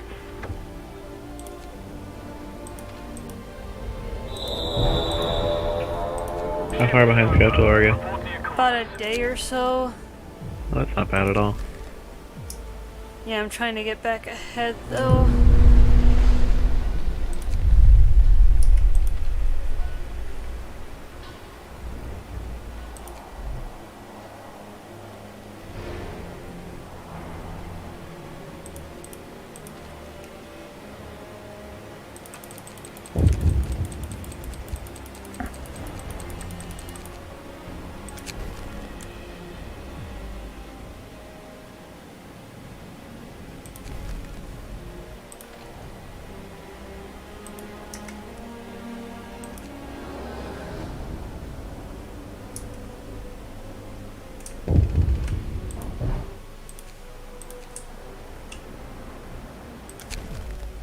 Alright.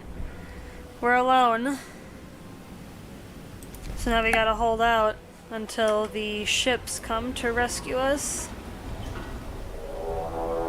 The icebreaker ships, right? Yeah, the icebreaker ships.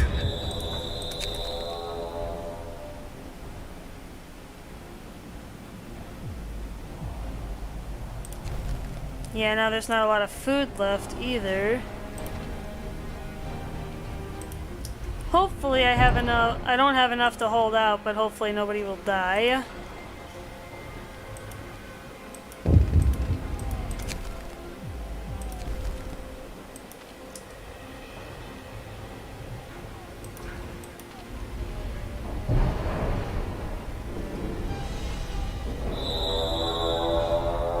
Attention all personnel. Work is over for today.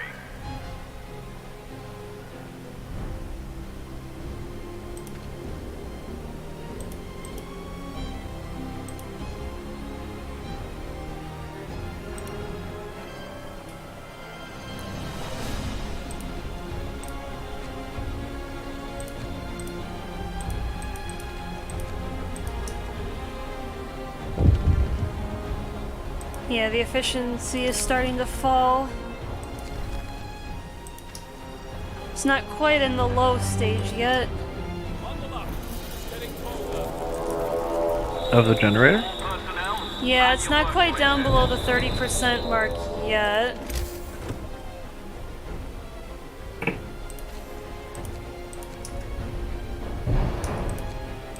Okay, so now I can start making the other thermal hull at the same time. Try to pick up the pace a little bit. There we go. Yeah, the frostbite starting to take effect here. Oh, the cold steel.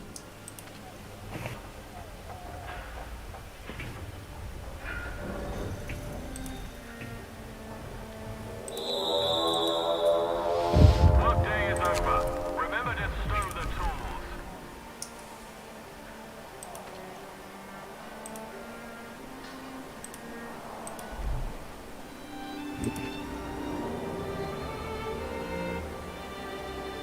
Yeah, this one should finish pretty quick here.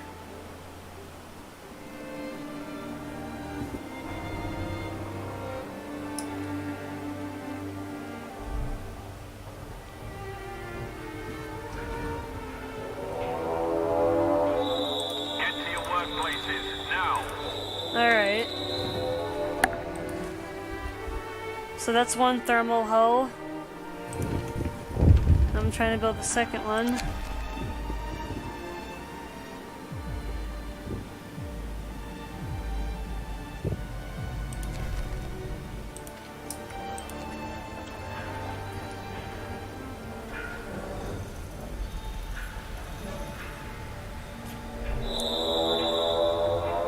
Shift is over.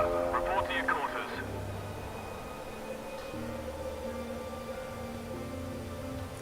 Yeah, now my motivation's about to fall into the decreasing range. There's nothing else I can do to bring it back up. How long until the ships get there? I think it's day 45, but Yeah, it should be able to last 2 days. All employees, report for work at once. What happens if the ships get there before you complete the generator? I think you technically, if I don't know if you fail the game or if you just have an unfinished generator. I'm not entirely sure.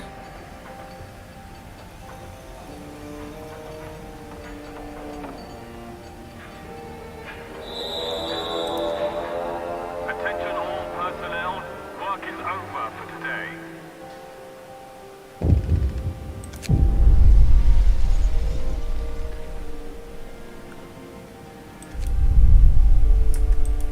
There's nothing I can really do right now to address the cold.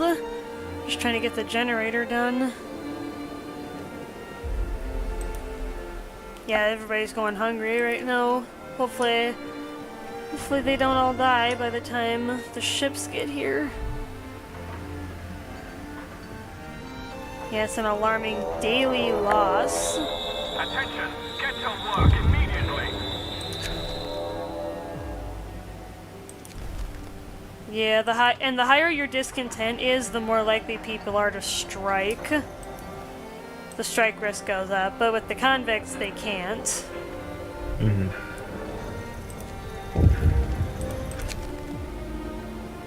Ew. Jeez. Well then. You're getting really close here. Alright, it's done. The generator is officially completed. The generator is operational. It's operational!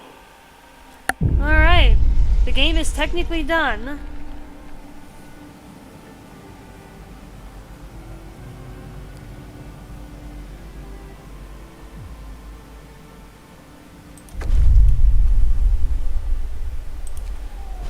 Yeah, we just have to hold on for a few more days. There's a couple of optional upgrades that you can pursue if you choose to. It doesn't impact the game in any way, but it does change the ending a little bit.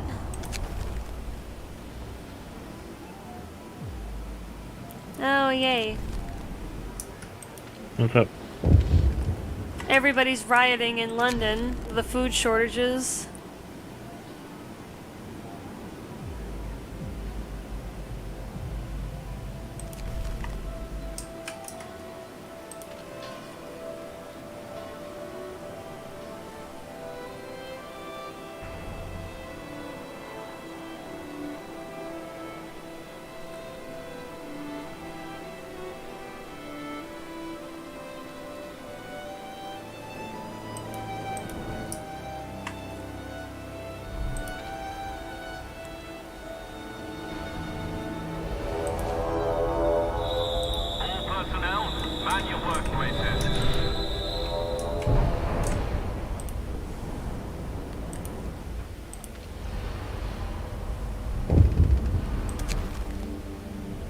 Oh boy.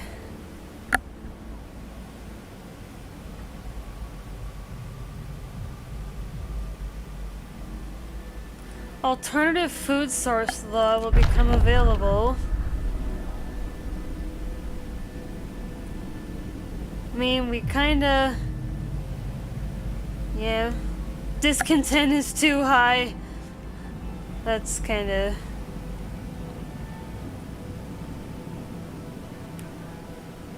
That's actually interesting. I've never gotten to this point.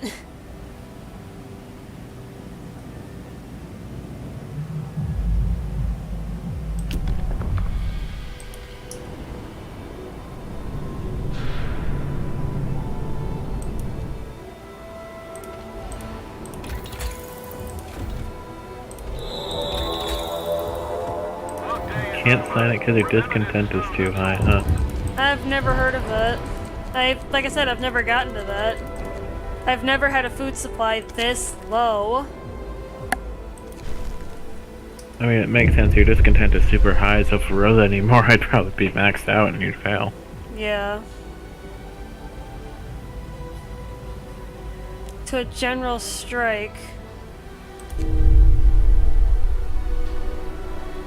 Yeah, it's because of the lack of food. I don't blame them. I don't blame them either. I would probably do the same thing. Jeez. This is crazy.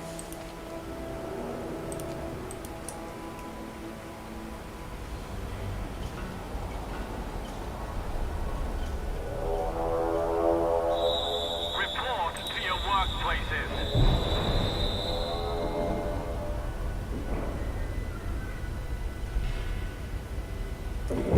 You know, I'm starting to wonder, Diamond, if part of the problem with this one was the fact that I integrated the safety improvements mods into the system, into the tech order. Because before, when I didn't really have this issue.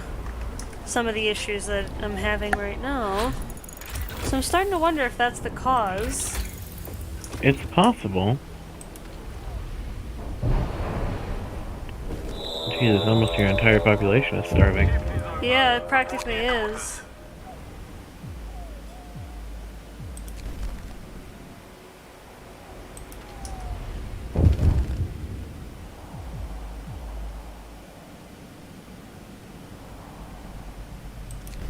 Well, I can't really address the hunger situation right now.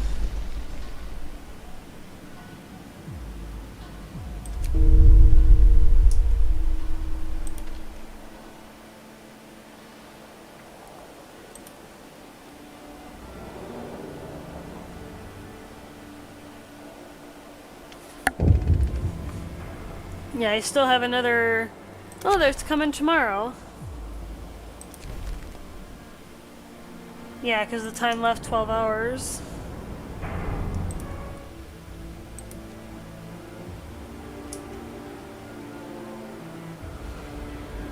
Well, made it through, Chet. This was an unusual one. My last couple games of this one have actually gone quite well. I was able to get the generator done before the last shipments. Nonetheless, I hope you guys enjoyed the show. It looks like I might have time, actually, to do basically the home scenario for this game, the base scenario. Kind of teaches you how to play the game. Because that scenario is pretty short. Well, got through it. And after every game, there's a little epilogue that'll play for you. And you can kind of watch yourself as you go about the game. Yeah, and the little cinematic of building stuff is actually accurate, which I find amazing. Yeah, it actually does match what you did and when. Obviously it's sped up, but you can see.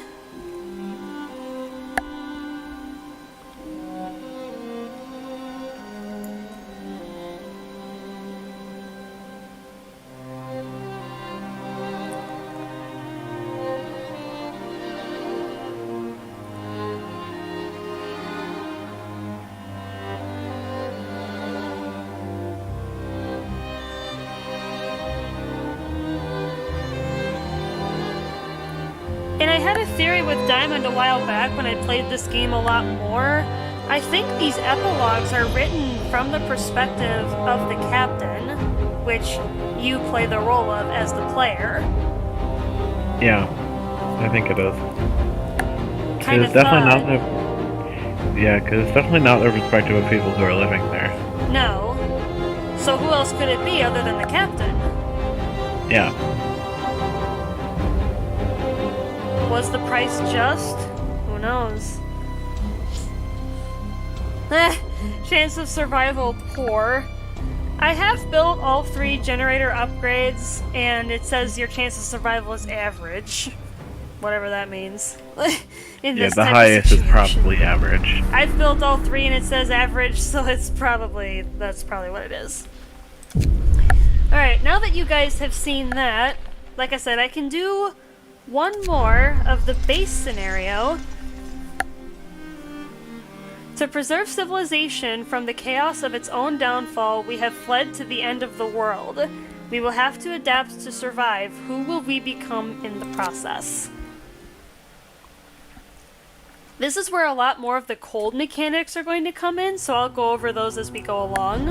We roam the still, cold world. Yeah, and as Noah said, this is what you start with in the game without any DLC or anything.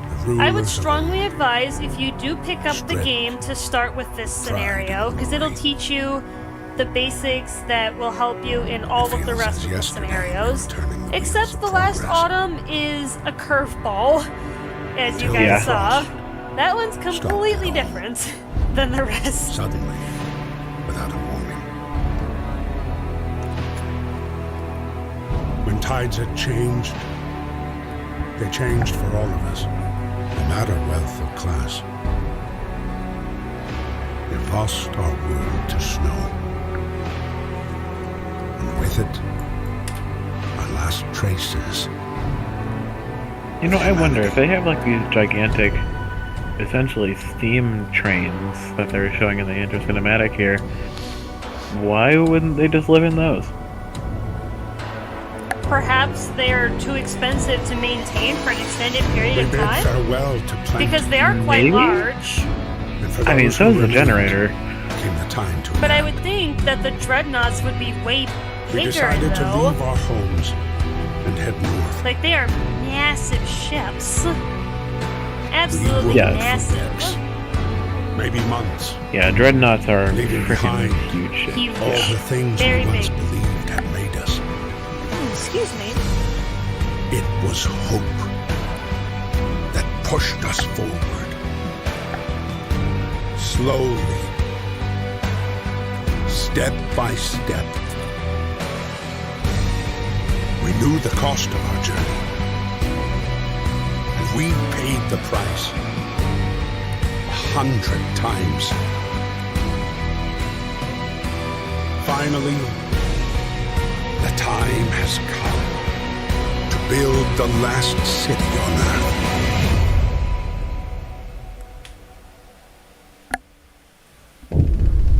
We fled from London and crossed the sea to reach the frozen north. On the way, our convoy was hit by a blizzard and scattered.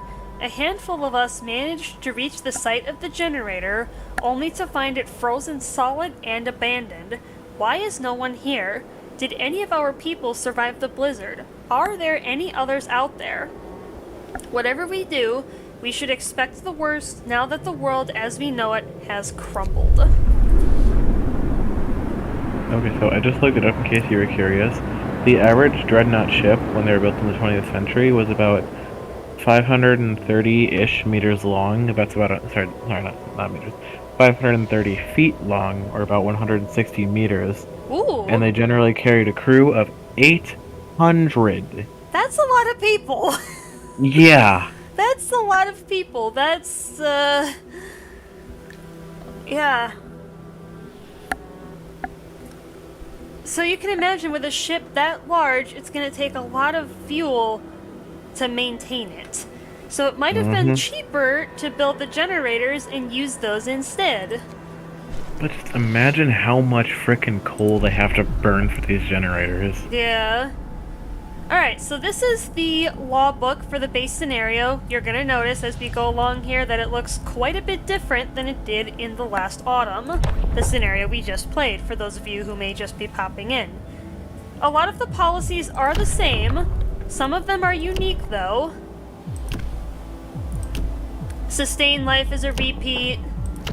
The fighting arena is pretty similar to the bare knuckle bouts from last time. There's emergency shift where you can make your workers work for the next 24 hours, but that does increase the risk of like injuries and things like that. There are also laws regarding children. You start with 15 kids in this scenario. They cannot work normally, but if you sign this law for child labor, you can employ them in safe workplaces like cookhouses, so for like cooking food, or hothouses for growing plants.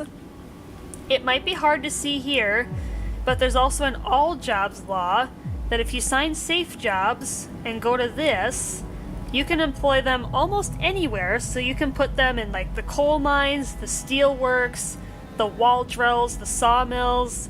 You can pretty much put them anywhere, but there's quite a bit of risk to that.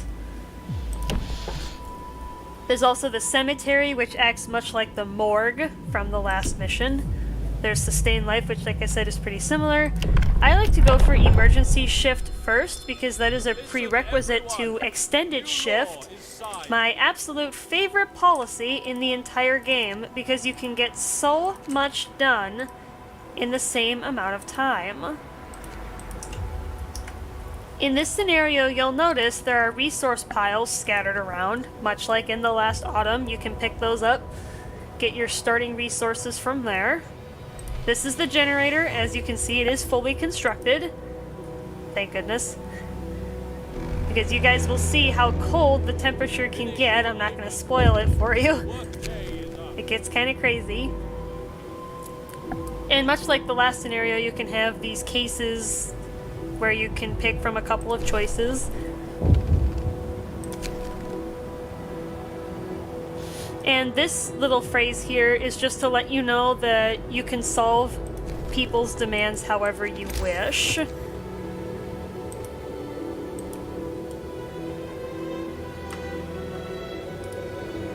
Alright, so I'm gonna build some tents for everybody. I have a very specific way that I set up my cities in this scenario. It works every single time. You guys will see that as we go along here. Yeah, what difficulty are you playing on? This is normal. I was playing on easy for the last autumn because I'm trying to nail a strategy for it. But I can play A New Home up to hard, but for simplicity's sake and time, I'm gonna play on normal instead, plus I'll be able to show more. Because I won't be as crunched for time or resources. Now, as you guys just saw, the generator is off. You need to turn it on at night, or some of your people will die from the cold. You can turn it off during the daytime, though, to save coal. It takes a few hours to power down, so you do have a bit of time, and same if you run out of coal. You have a few hours to get more, and then restart it. See how early you can get extended shifts, chat, compared to the last scenario I had to wait an eternity? It's the second law in the game, and I already have it.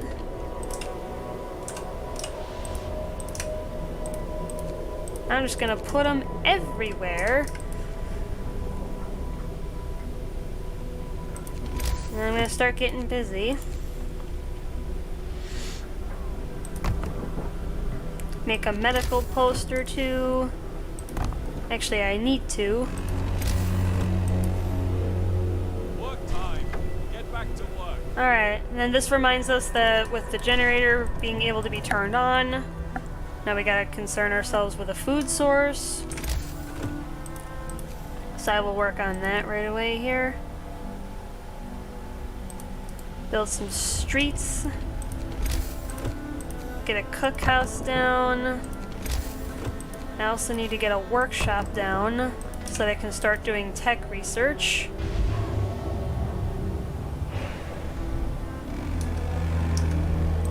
Yeah, in any scenario in Frostpunk, you want to start doing tech research as soon as possible. It is very important. I have a very specific tech order for this. I practically have it memorized. Although, be flexible as the need arises, though. Like, if you need to go off the beaten path and go off your normal strategy because things are happening in a certain way, don't hesitate to do so. And the piles are depleted.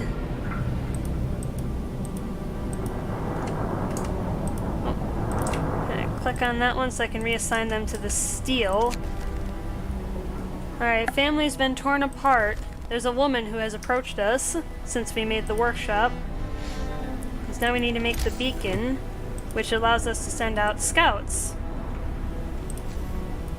to find people and resources. Yeah, I use that tent as a placeholder.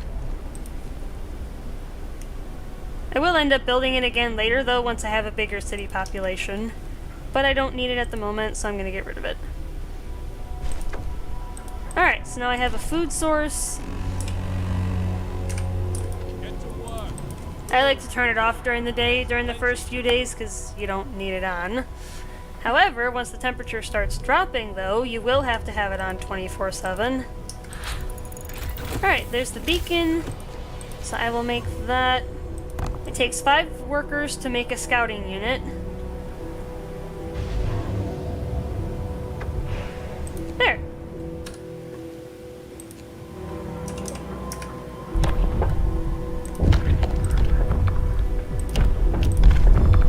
And I'll make the care house just like I did last time. New law is signed.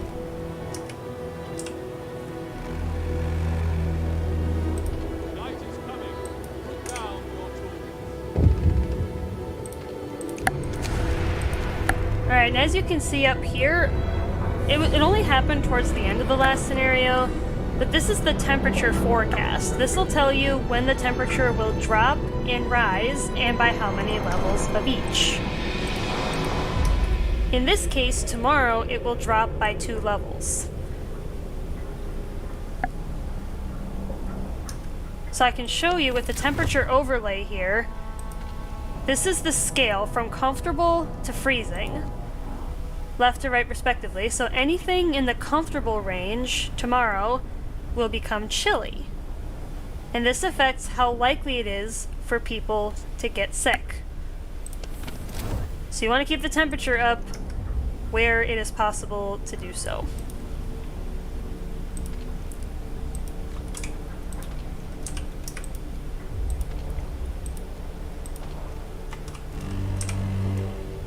Yeah, as you can see, the temperature is dropping.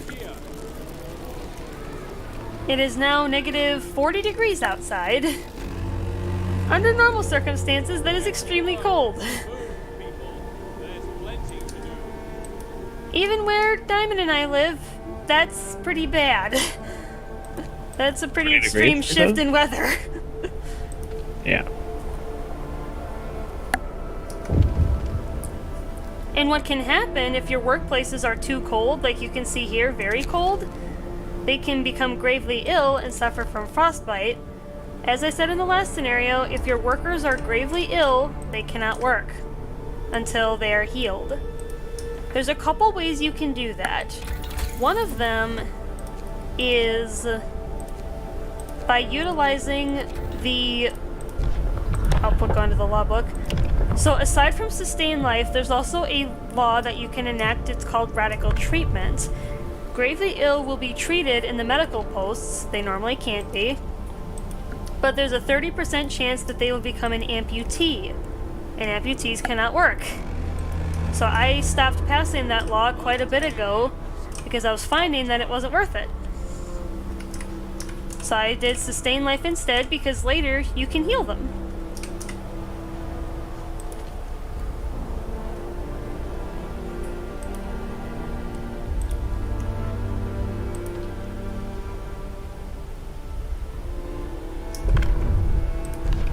Alright, now what? Oh, now I want to get prosthetics. I'll show you guys later, but there's a special building called the factory in this scenario that you can make that allows you to make prosthetics for your amputees, which then allows them to return to work. Work time. Get moving.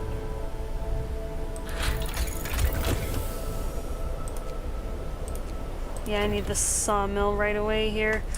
Yeah, even though in reality making prosthetics is not an easy task. It's not. It really is not as easy as this game portrays it to be. It's very misleading in that regard. Yeah, making any prosthetics that are more complicated than a peg leg, good luck. It is extraordinarily difficult.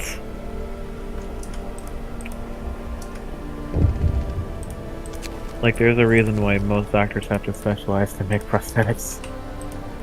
Right.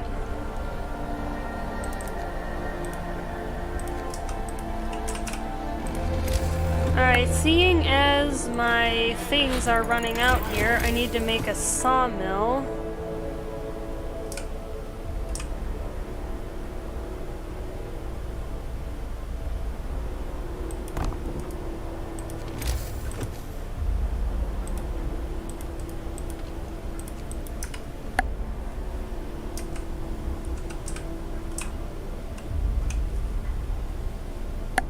Yeah, if your workers are not working, like, they will still make construction projects like this during the night. It's not classified as work, unlike the work sites, like the wood crates and the coal piles and stuff. So you don't have to worry about them not making stuff during off hours. It does help that the game allows for that. Now the temperature's warming up a little bit. It has risen by 1 level. Now it is negative 22 degrees outside. Still Yeah, really cold, but... Yeah, I was about to say, that's still real freaking cold. But Still really cold, but better than it was. But yeah, I think that's pretty close to the record temperatures of cold here, I believe. Oh, heck no. There's been temperatures recorded as low as negative 50 Fahrenheit. Diamond, what are you talking about? Eh. I'm just saying, that one winter where we had a massive cold snap, like, it was crazy. Oh yeah, I remember that. Like, there was a few days. I think it was when I was in high school, or was I was in college. Either way, like, Yeah. school got canceled for a few days in a row due to those temperatures. Yeah, because it's simply too cold, even for people's cars to start. People's cars wouldn't start because it was that cold.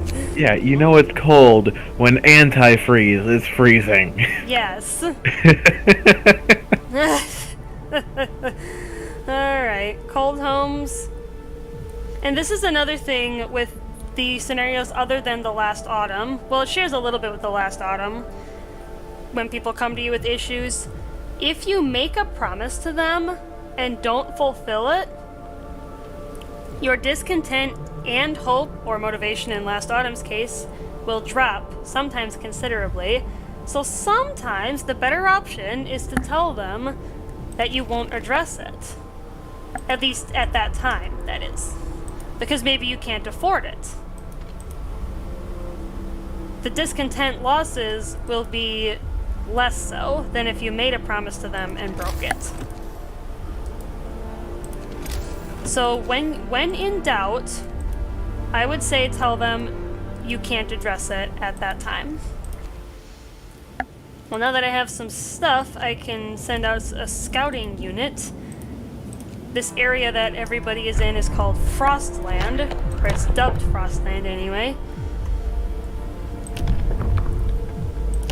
I'm actually gonna give them the safe jobs. Because then that frees up workers from things like the cookhouse. Because the kids can work in there. They'll kind of get hurt, but it's not super serious. If you put them in the coal mines and stuff, they can die. So you should only do that as a last resort.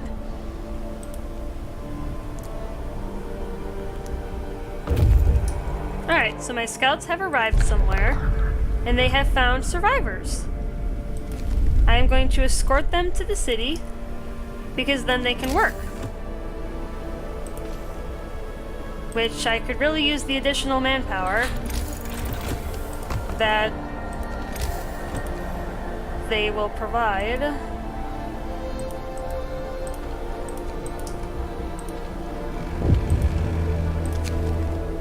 Yeah, people are hungry. Let's see if I can get another tent up here. Yeah, because there's going to be enough workers to support it. And then once your scouts come back, you can send them out again.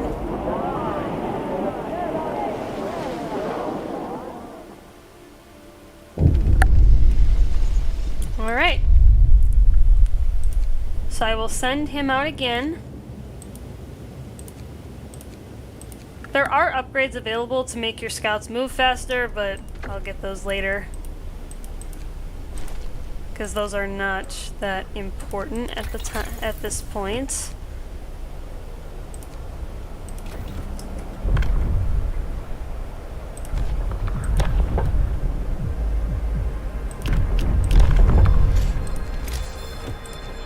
Gonna get the cemetery.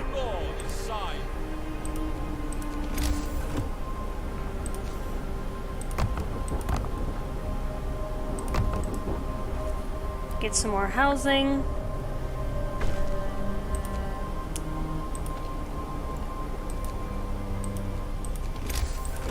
I actually have enough workers to make a third hunter's hut. I wasn't sure I was gonna have enough. Work time. Get back to work.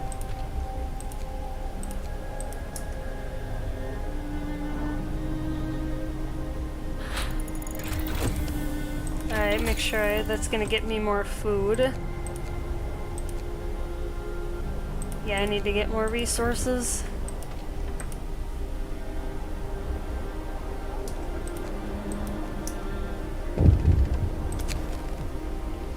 Yeah, child labor, child got hurt. Yeah, I'll give him a day off, it's fine. Alright, I have found raw food and I have found wood. Keep going. And funny enough, chat, there is no limit to how much the scouts can carry, so you can just have them running around the map, gathering everything, although you should send them home once in a while so that they can give you their stuff. It is not transferred to your city automatically.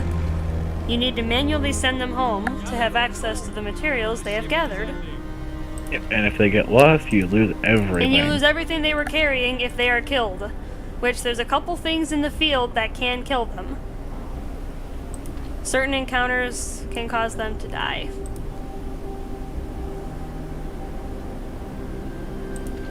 And I'll point those out when I see them.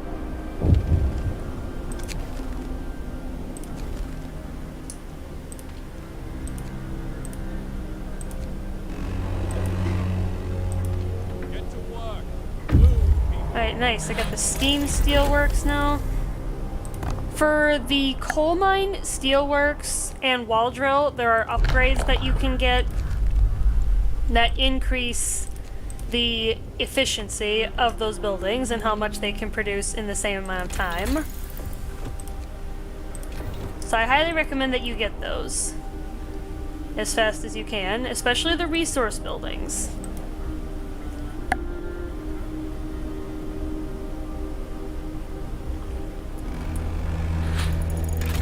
Alright, now I have the steam sawmill. I normally go with sawmills over wall drills because wall drills take up steam cores, which you guys may be familiar with from the last mission. You get a very limited supply of those, so you kind of have to distribute them accordingly. And as you can see here with the scouts, if you travel to a previously explored destination, you get there faster. So that can help cut down on travel time considerably. And there are many, many, many buildings that can be upgraded.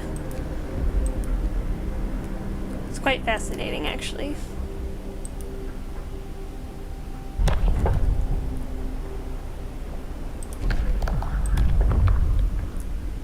What else can I get here?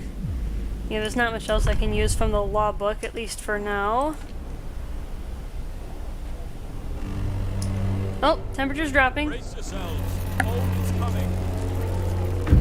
And depending on which difficulty you are playing on, chat, the length of the cold spells will get longer.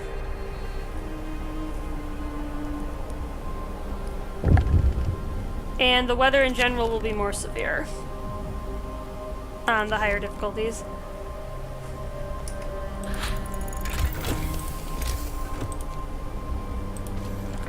Okay, what else can I do? I can get the infirmary now, I just need steel. I don't really have the... well, I could take them out of the hunter's hut because I've got a decent supply of food.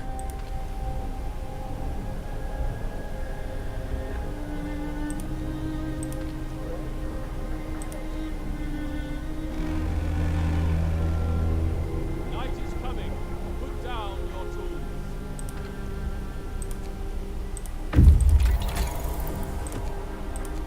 Yeah, I need to get the infirmary right away. Oh, this is an automaton, so because I got to the steel bridge area, you find a mechanical beast called an automaton. If you send it back to your city, you can employ it somewhere, and it will work around the clock, providing resources. But it takes coal to use, though, doesn't it? No, what the caveat to using automatons, though, is the generator has to stay running because they have to be... Well, they have to take a break twice a day to refuel. Gotcha. So you need to keep the generator running. If the generator is not running, the automatons cannot work. So just bear that in mind. They are very handy, though. And for the most part, your generator is going to be on constantly anyway, so it's really not that big of an issue. Especially in the latter portion of the scenario. Yeah, especially once the temperature starts to get really, really bad, which you guys will see Get going. Time in a little bit. Yeah, I could be wrong, but you usually put the automatons in coal or steel production, right? I throw them into steel because I find that I need way more of it That's fair. than anything else. Okay, so I've got... Oh, winter home. No thanks. I'm not going there yet. Winter home is another city that is out there in the frozen wasteland.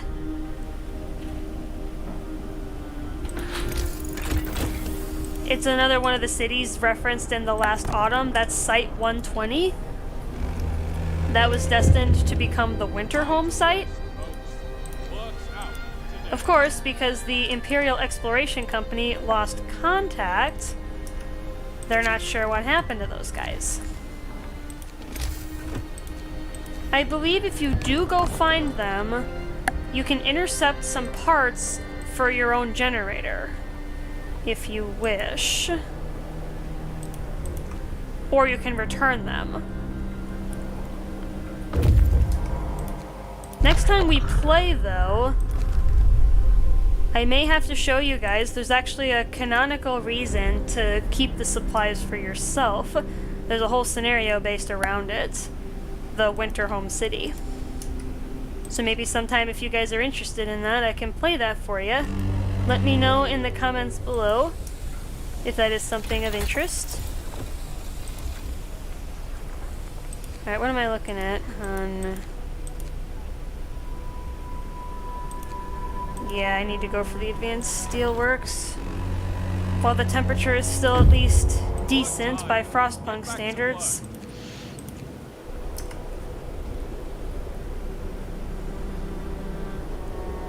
Yeah, he's on his way back. He's almost here, though. And you only need one automaton per workplace. It replaces the entire team of workers, by the way.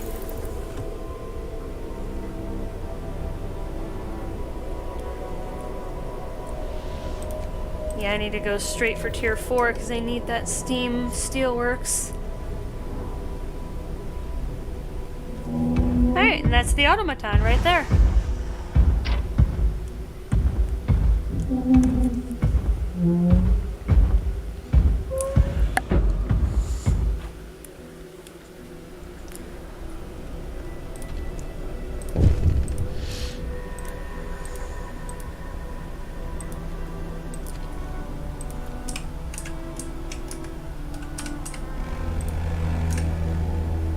So as you can see, even outside of working hours, I am producing steel, because the automaton is assigned to the steelworks. And you can also research upgrades to increase how efficient they are, which we'll get to later. Yeah, I personally think those automatons are a tad creepy, but... A little bit, yeah, they're really tall, like... Yeah, I'm gonna get the other survivors back to the city here. I need their support.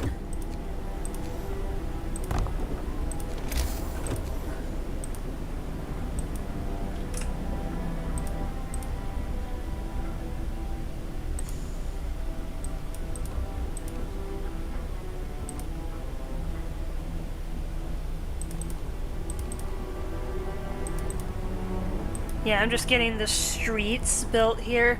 And I'll be able to show you guys through the upgrades that you can make to the generator in this scenario. Like, you can increase its range, you can increase how well it can heat its area. It does cost more coal to run it at those stages, though. Which I'll show you guys when we get there.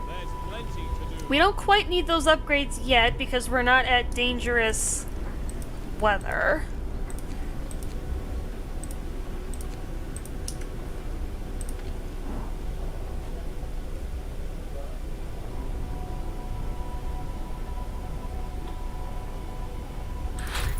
Alright, and I'll also get the sawmill range extension right away. Get that advanced steelworks down so then I can start ramping up my steel. And sometimes you can get the healthcare scenario like you guys may have seen last time. I have the infirmary set up, I just need to get engineers inside of it. Which it looks like the boys are coming home in a second. As you can see, that's a lot of resources that they are carrying, and a lot of citizens that they are taking with them. And now they have returned home, so now I can utilize their resources. And I can put the engineers to work in the infirmary.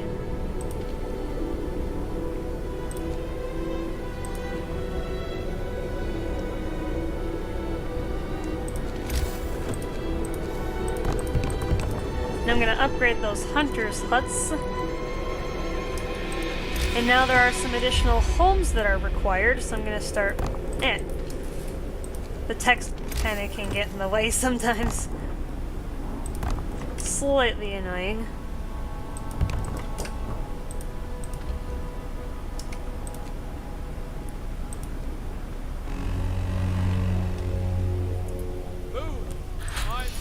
Alright, now that I've got that, I'm going to research coal mining, because as you can see, that's the last coal pile in the area. I will need to get another coal source to keep my generator fueled. Thankfully, because of all the coal that's sitting around the generator when the game starts, you don't have to worry about it for a while. Okay, so this is one of the events that I was talking about earlier. If your scouts are carrying something, and you attack the bears, your scouts might die. If your scouts die, like Diamond said earlier, they will lose everything they were carrying. So if I sent my scouts that I just sent home to this area, and they died, all those steam cores, wood, coal, steel, food rations, gone. And there's no way you can get them back. You can't even salvage them. You can't even salvage it. They're done.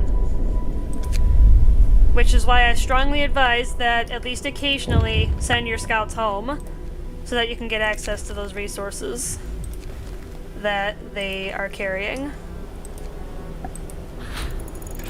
Alright, I've researched coal mining. Gonna get the efficiency upgrades right away because very nice quality of life upgrades.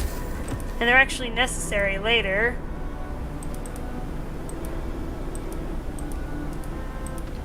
Okay. I'll get 2 of them built right away. There is a third spot down here where you can build a third one, but I find that that's not really necessary. You don't really need it. Yeah, I can't address it right now.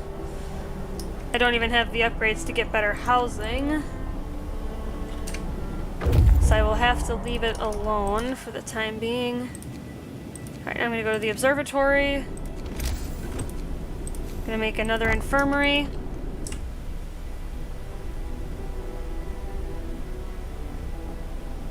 Get some engineers in there. Nice. Get some more housing down, because I've got some new citizens.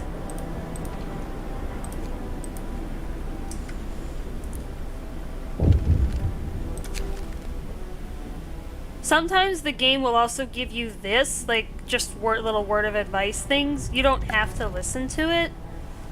You can do whatever the heck you want. Alright, the temperature has fallen again.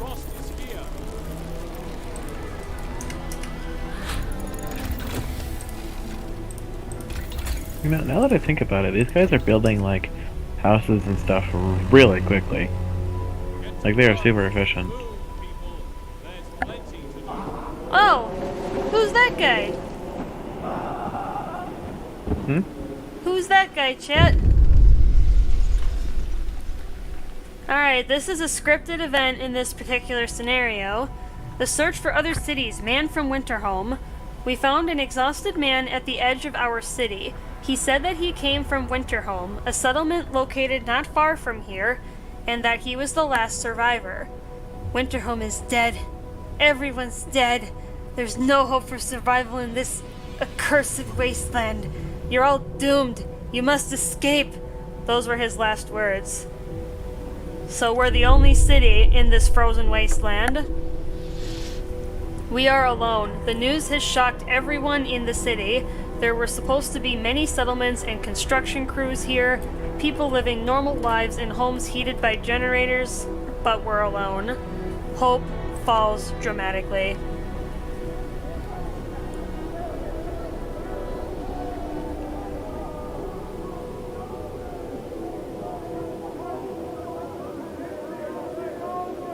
As you can see, my hope has pretty much gone down almost to zero.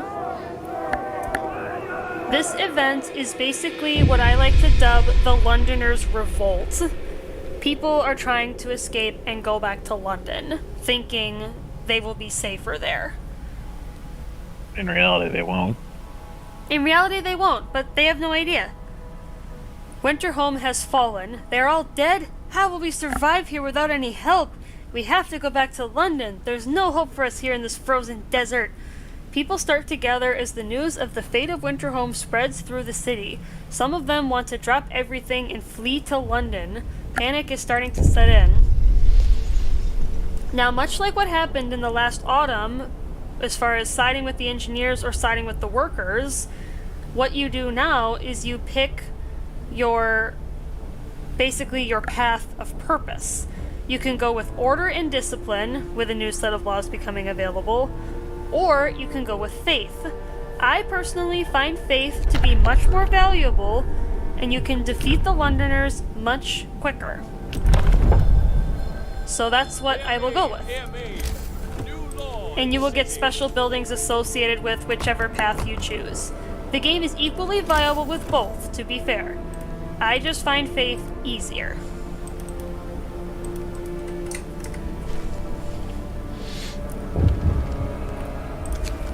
The unconvinced want to leave. Sir, you've convinced the majority, but hope is low. A group of our people are still so scared that they want to flee the city for London in 15 days. They've come to try to change your mind. You say that faith will save us? Nonsense! What, are we going to pray for food while we start to starve? Shouts one of them. If we don't try to reach London, we'll end up like Winterhome. The Londoners, your people are divided. Some of them are so scared that they plan to leave the city for London in 15 days. They'll try to convince others to join them, preying on their discontent. Fear may lead people to desperate acts. Maintain peace, give people hope, and manage their discontent to guide the city safely through the looming social crisis. So now what's happening is in the lower left corner here, you can see how many Londoners are in the city. And you can see the timeline here, how many days you have left, and what the tendency is, as far as people wanting to join or abandon the Londoners' cause. You always start at this point, because your hope drops so bad. If you start raising your hope, though, this tendency will change, as you will see over the course of the event. And I've built the House of Prayer, which raises hope a little bit. It comes with an ability called the Sermon. You can use that to raise your hope a little bit. That always helps right away. Hey babe, just letting you know it's already almost 2. Okay. No, we're not in a bad position here, actually. We're kind of at the peak of the scenario. Well, not the peak yet, but we're getting there. We're at a pretty significant point. You know me, I can squash the Londoners like nobody's business.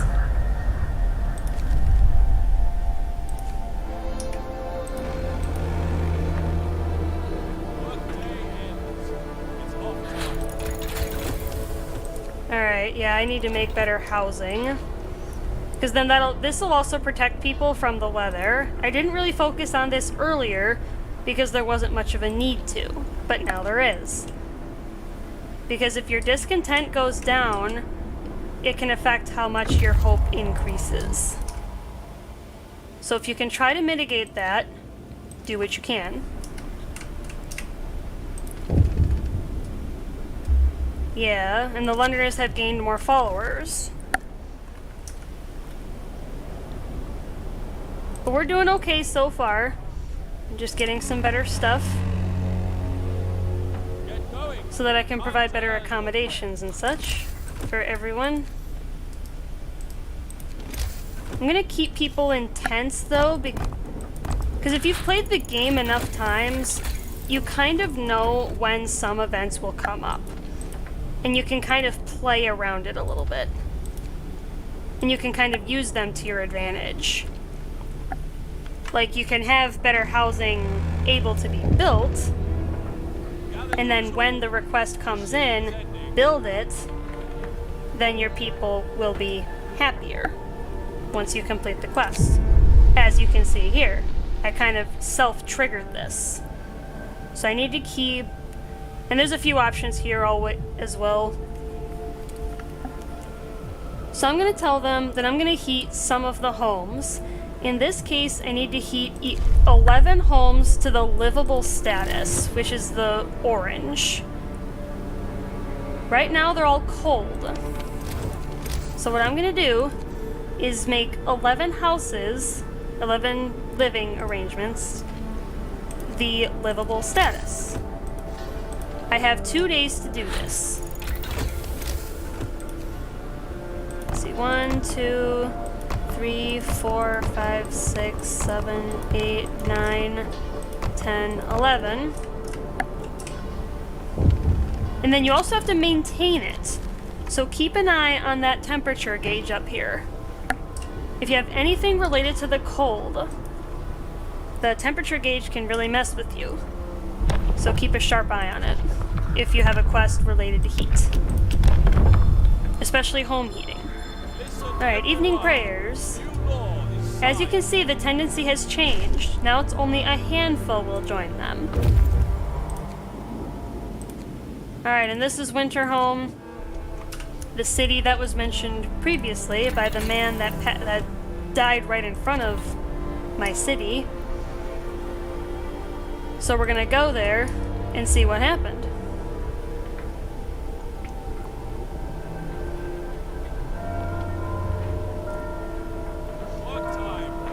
And you'll know when the timer expires, so you can keep an eye on that as well. Alright, and now my cookhouses will be 1 heat level warmer. Yeah, I think I need more food. Yeah, I need more food, so I'll get the hunter's gear so that more food gets produced. Looks like I need to start employing people in the coal mines. As you guys can see, this orange hashed lines here, that's the generator's heat zone. Oh, looks like we got to Winterhome.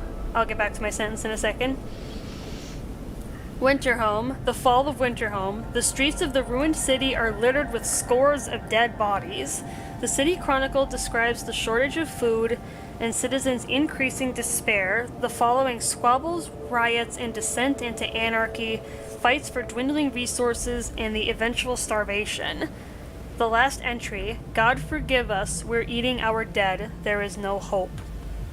And you get 2 steam cores from this. And then you can simply continue.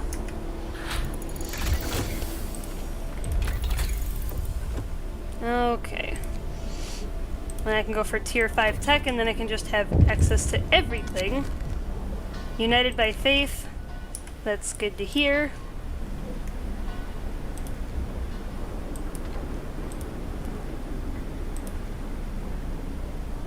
I've still got that automaton working around the clock with that steel. Which is fantastic. Still got plenty of wood near the sawmill, which is good. They've gained a couple of followers, but it's not too bad. And you don't always have to escort the survivors that you find. You can send them. It'll take a little bit longer. I think that's what I'm going to do here. just so I can keep my scouts moving. Depending on what upgrades you have can have up to 3 scouting units out at a time. But I usually only find that I need 1 or 2.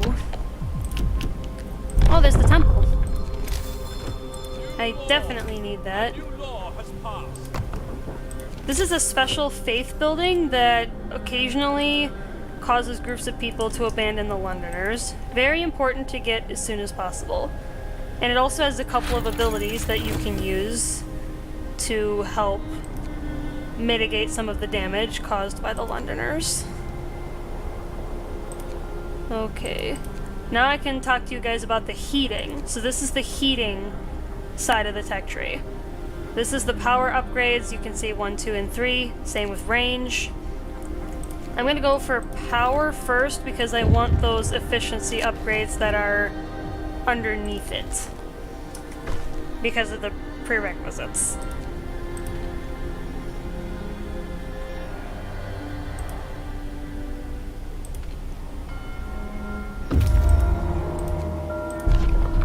Wow, there's a lot of resources in there.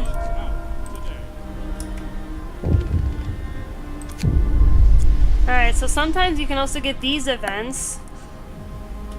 And then you can like have your clerics go to try and reassure people. And now the tendency is enough that nobody will join the Londoners' crew. I'm gonna keep the heat level down though. I want to get those efficiency upgrades first. And as you can see, the temple is helping mitigate the damage from the Londoners. It's decreasing it passively. And I've promised people warmth, I delivered. I promise fulfilled, hope goes up. Writing on the wall.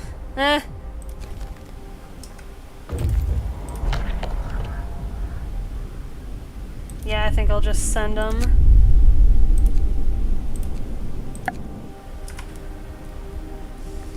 Technically, if you save everybody in this scenario, you will have a city of 692, which is a lot. That's a lot of people.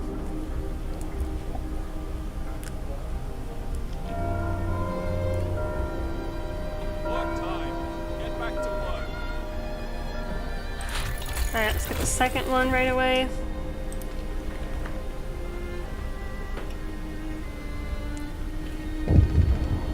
And there's the temple.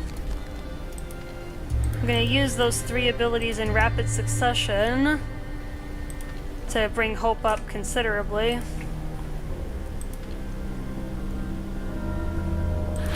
Alright, now I would say I would take range over power if you're looking to upgrade your generator. Okay, so now we've got some more cold.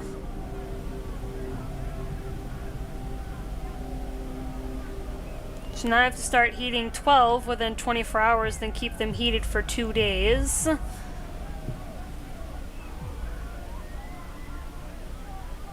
Or I can heat 6 within 2 days, then keep them heated for 3.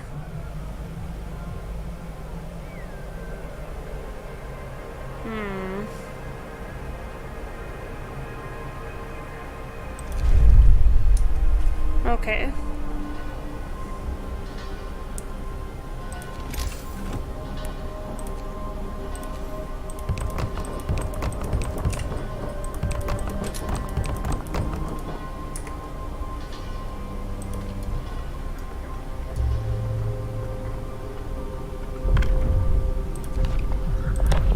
Alright, Faith Keepers.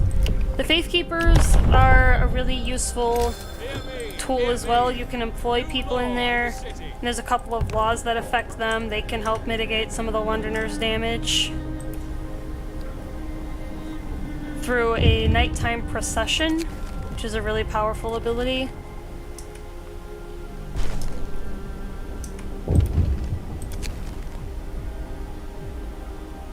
Yeah, Faith Keepers secure the streets for me.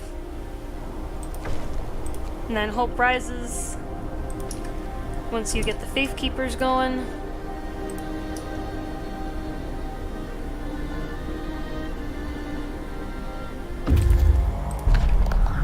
Yeah, you don't want to leave your scouts idle for too long. As you can see, I was hovering my mouse over it in anticipation. Yeah, now the range has increased.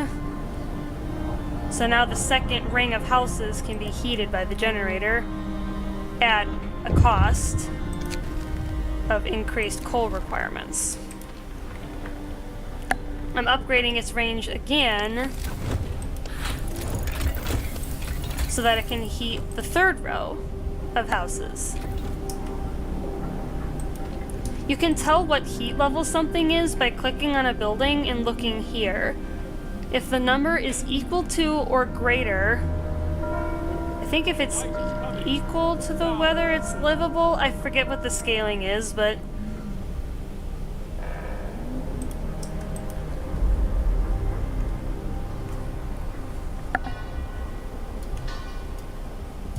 it looks like we're looking good. Yeah, I have to keep them at least livable for the quest to succeed. I think just in case, I'm gonna knock up the generator's heat level a notch, and if I need to, I can bring it back down. Yeah, because you got plenty of coal, so. Yeah. Well, and I'm trying to keep the quest. Yeah. Oh, yeah, I definitely need to keep it on then, because it would have gone below the requirement of livable status. Now the temperature is negative 76! Great! Which is ridiculous. Yes, it is. Alright, I think I'm stable on almost everything, so I can start getting some more quality of life upgrades.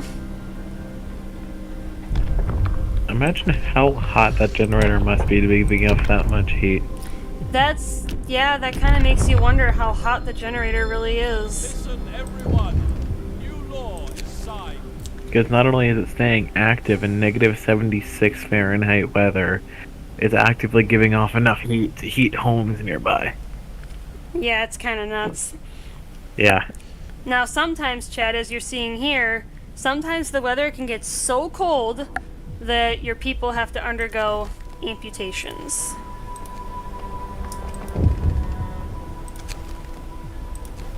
Food for the hungry.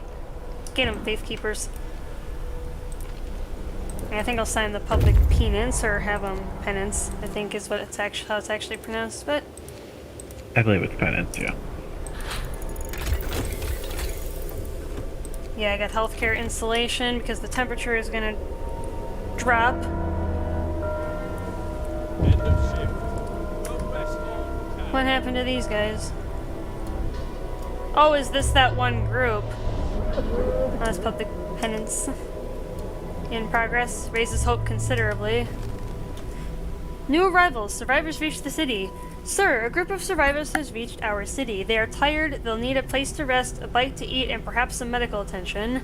But they're ready to lend a hand however they can. Oh, that must be one of the groups that I saved earlier. Make a few extra houses just to make sure there's enough space. And now you can see the tendency is a handful of Londoners will abandon the cause.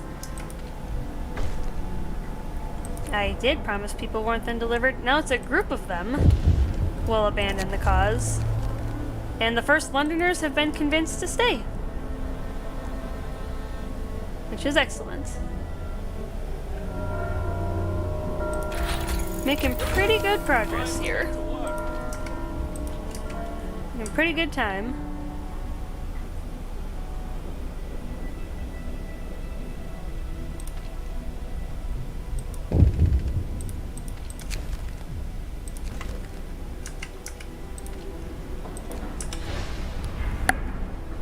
Alright. Got healthcare installations so that the healthcare facilities are warmer. I think I'll just go for the other upgrades because I'm going to need them anyway as the game progresses.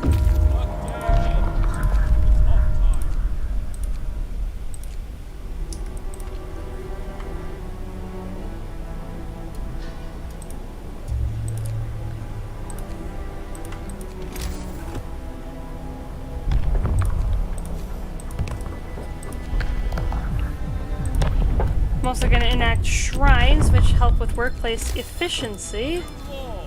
A new law has passed.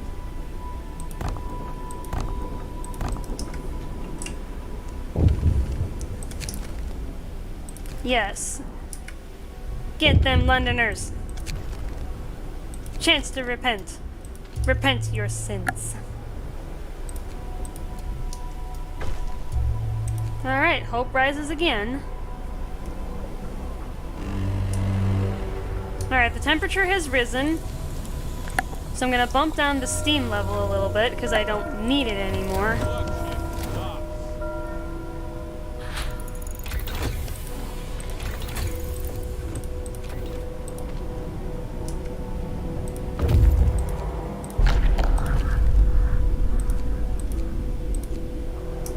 Alright, now, as soon as I get the range upgrade, I'm gonna go into a very special group of explorers called the Outpost Team.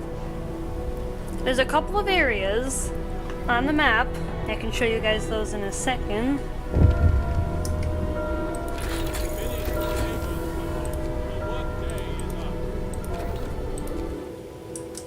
So you see the spot here by Winterholm. If I send an outpost team there, it'll send me wood. But I've got pretty good wood production at home, so I don't really need it. But if you find yourself struggling with wood, by all means, send an outpost team there. You can have up to 2 outpost teams per game, at least in this scenario. Hear me. New law in the city. There's only 4 Londoners left, and we got 6.5 days to squish them. A little under 6.5 days, so we're looking good. Yeah, you don't want to take on too many survivors because then you have to feed them. And that can be kind of difficult sometimes. I've got a city of 271 right now, which is manageable, given my current resources. Work time. Get back to work. Alright, I'm gonna build this right away so then when I get to my favorite outpost spot, I can immediately get it started.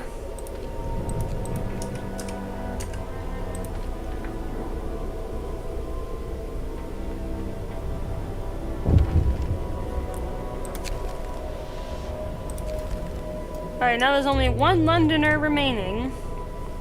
Wherever they are. Ah! Spam everything! Many Londoners will abandon their cause. Night is coming. Alright, what tech can I get still? I'm actually gonna get the factory now because I really could use that. Alright. The Londoners have been extinguished.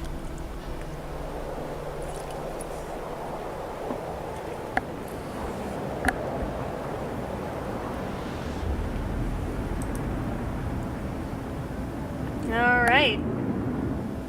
And now the Londoners are no longer a threat, but you can still use the abilities from your faith buildings to bring your hope up, though. They're still very handy, keep them around. As you can see, my hope is pretty good. It's maxed out.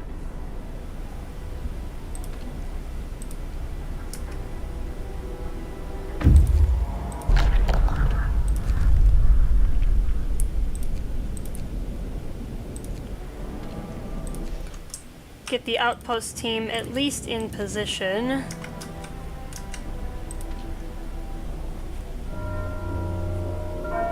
Alright, now you can see upcoming the temperature will drop by 3 levels. So that's going to be a pretty significant dip from where we are now. I don't need anything else from the law book from here. I will make an extra workshop though, even though I don't necessarily need it. It would be nice to get some text a little bit quicker because we're trying to get the game done a little bit faster because it is past the normal streaming time. But I still want to be able to show you guys enough. So I'm gonna get the techs a little quicker. And those were the upgrades I was just talking about for automaton efficiency. End of shift. Go rest all you can.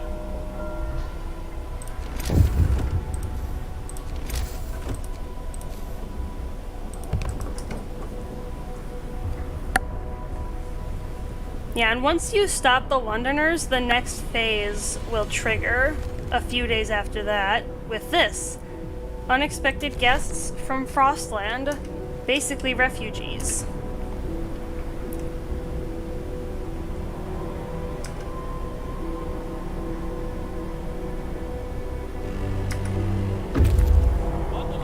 Alright, I sent my scouts home.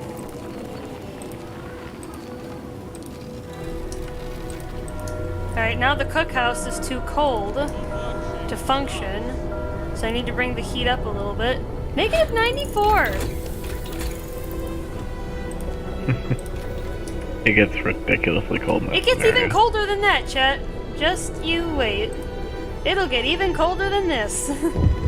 Yeah, Trust it gets us. to Don't spoil 150? it. Don't Okay. spoil it, Diamond. Please. I want chat to see it themselves. Because just how crazy this game can really get. And this is another thing you can do. Aside from upgrading the generator to heat things better, you can make heaters for your buildings. It's time off. Check the temperature overlay here. Yeah, I'll have to keep it at chilly, I think. At least for the houses.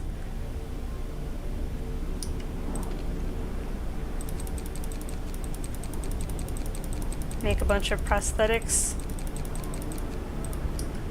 so that they're on hand.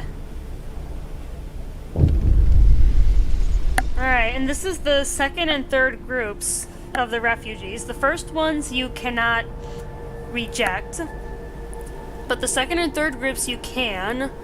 You can say everybody's welcome, only those that are healthy, or completely send them off.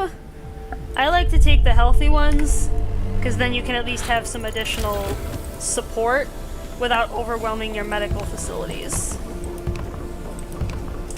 I'm actually going to make a few extra houses to account for the next group that comes in. Work time. Get back to work. Alright, this is Tesla City. This is my favorite outpost spot. If I can click on it.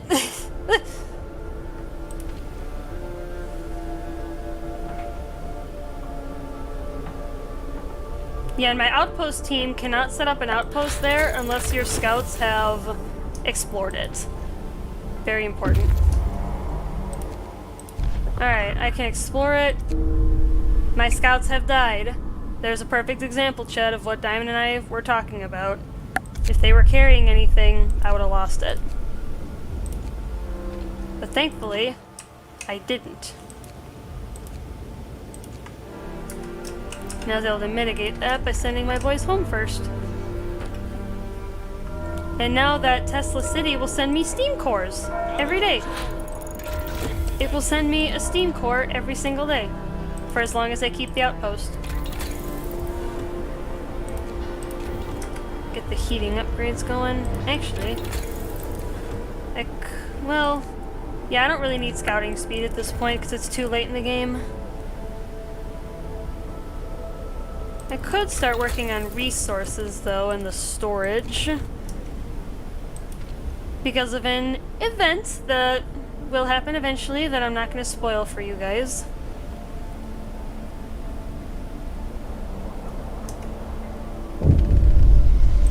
Yeah, I'm only going to take the healthy ones. I'm going to actually have the heat ring out the whole way. And level 4 is the highest it can get. Unless you get a special building called the Steam Hub, which I don't typically use unless I have a really high city population that I can't fit enough houses in. Yep, and steam hubs are basically just mini generators. Yeah, they extend the range of the generator, pretty much. Alright, the large resource depots, I definitely need those. Grab a couple extra Hunter's hangars, because I need to store up a lot of food. End of shift. Go rest all now. Yeah, the workplaces are kind of tricky to keep heated because the heaters only work while there's people inside. So if they're not heated that entire time, you fail it. It's actually harder to do those because of that. Alright, resources. I don't think I need anything else from here. I guess I could go for scouting speed because I do need a couple of things from Frostland later. There's a couple things I can do.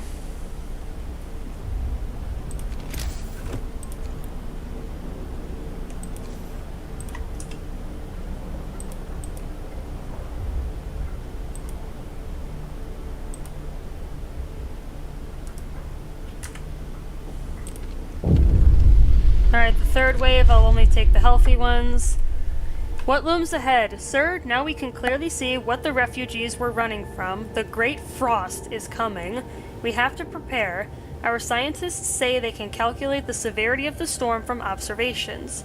They just need a day or two to prepare their instruments and install them in the beacon. So now, chat, what we're trying to do is prepare for a massive snowstorm. And I mean massive beyond massive. It is insane. It requires a lot of preparation if you're gonna get through it. Actually, I can bump the heat level down.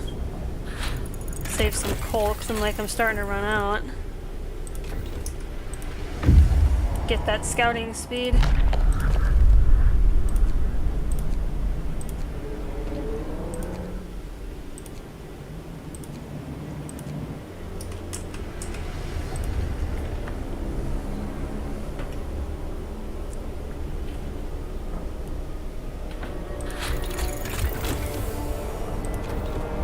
Yeah, and I gotta start getting the... Oh! My steam sawmill cannot reach anything else. Good thing I caught that sooner than later. So then I can move it elsewhere. Yeah, otherwise you might have run out of wood. Yeah, running out of anything is bad. So don't do it. Don't run out of stuff. That's probably pretty self-explanatory in pretty much any resource management heavy game. Frostpunk is no exception. Yep. And as you can see here, chat, on the right side of the screen, this is the storm that the refugees were running from, and that the game recently referenced as the Great Frost. This is getting to be the endgame phase. So this is kind of your last chance to research text and get any upgrades that you want before it practically becomes impossible to do so. And this is also your last chance to scout the Frostland for resources and survivors. Because once the storm reaches an area, you can't go back there. You can't go anywhere. You can't go anywhere once the storm starts. Well, I meant once the storm hits that, outpost area. Yeah, then you can't go back there. It's too cold. You can't go back there, and anyone that is there will die. Will die instantly. So this is the upgrade that they were talking about. This is the stereoscopic lenses. You can use this to figure out a bunch of things, one of which is how much food you need to survive the crisis. It's only at the time that you made it, though, so make sure you have enough food.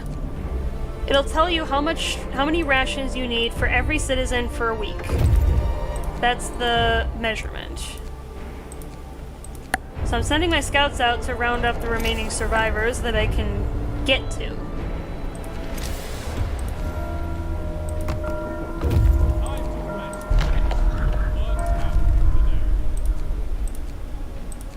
Yeah, I'm having that one scout find as much as he can. Alright, now what?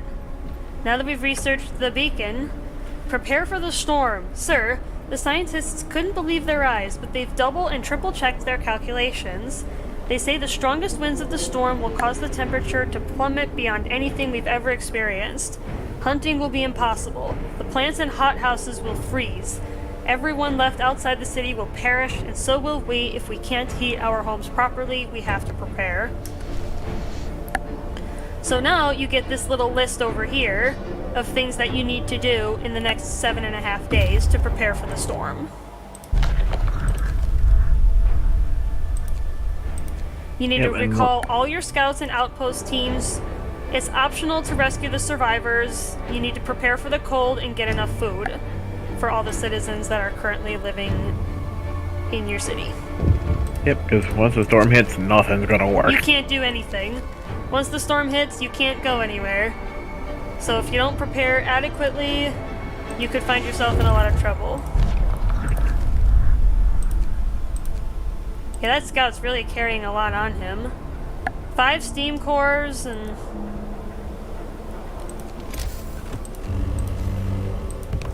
Brace yourselves. Cold is coming.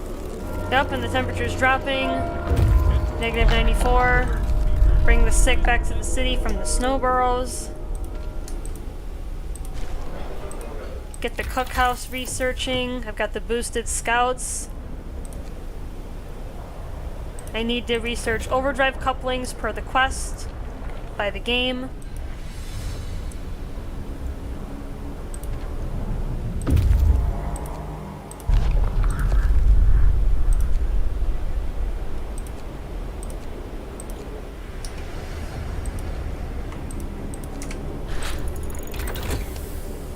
Alright, the generator is...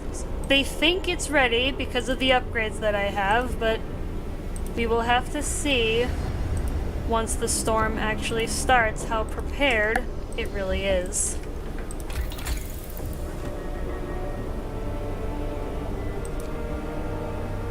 Yeah, I don't think I really need any other tech. I think I'm mostly good. I'm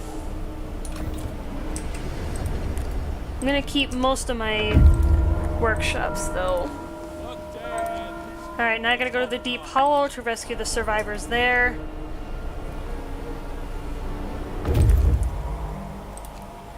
I go to the cave hideout.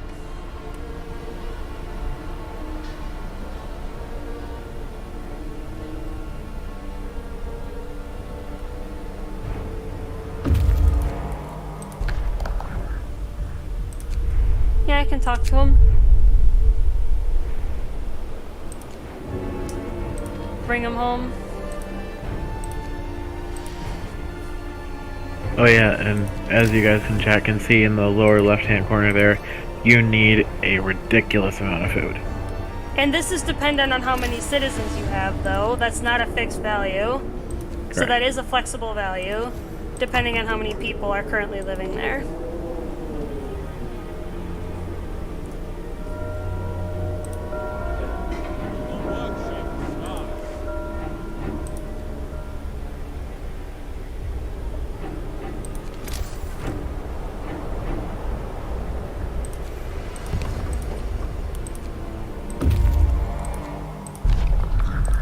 Let's bring the wounded from the Deep Hollow back home. End of shift. No rest.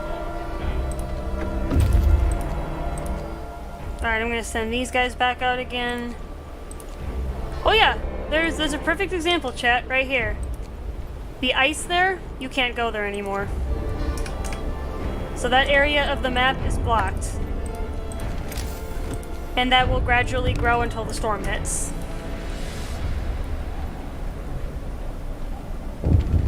I do highly suggest that you go past the direction where the remaining survivors were. Yep, got the survivors, God help the rest. And there's these camps that you can go to for additional resources, engineers, and even technology. So if you're able to get your scouts to those areas, it will tremendously help you during the storm because there are certain techs there that are very handy to have your hands on.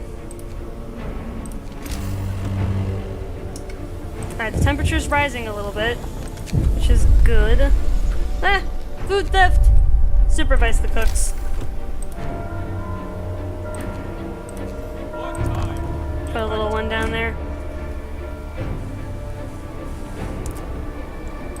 store some additional rations.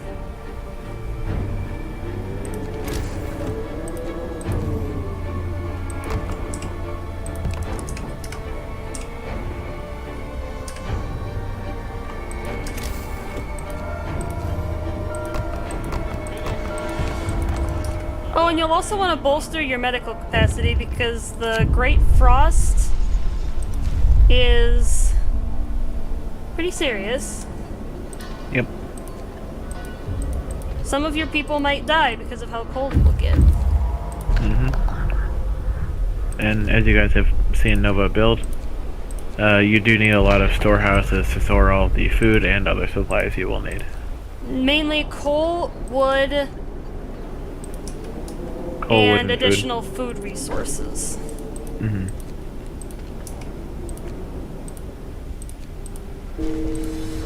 Yeah, why do you need wood? There is a special quest in during the storm, or just before the storm, that if you give people enough wood to heat their homes in an emergency, Oh, gotcha. they will be happier with you. And as you can see, that was a technology. Oh, and I forgot to bring my outpost team home. Oh well.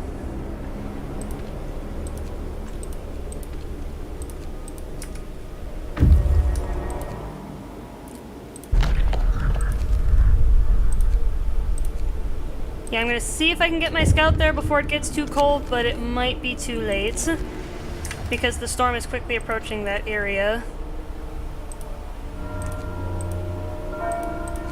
Might be best just to bring him home then. Oh yeah. I can divert him towards the other camp though, to see what else I can find. And he's carrying the tech for the advanced coal mine, which increases coal output by a pretty significant margin.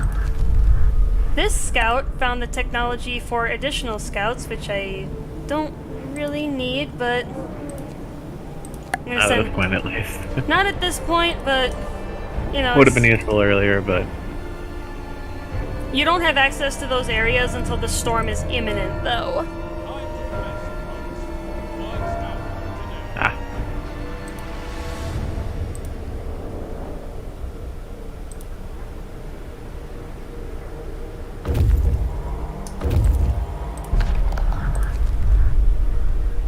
Oh.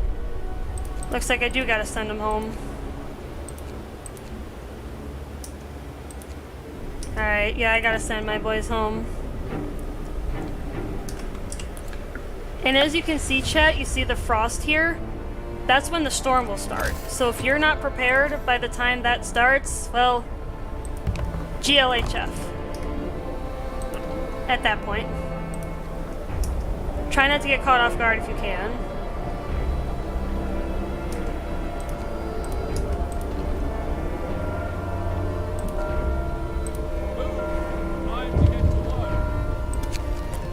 I don't always have enough food rations in time, but if you at least have enough like rations stored, like raw food stored, you'll usually be fine. So it's not strictly necessary to meet the food quest in time, because you may have enough raw food to make enough rations. So I wouldn't stress about that one too much. As long as you have enough raw food, you should be okay. Alright, I'll make those advanced coal mines, though, so that I can get the increased production. Because I'm definitely gonna need it.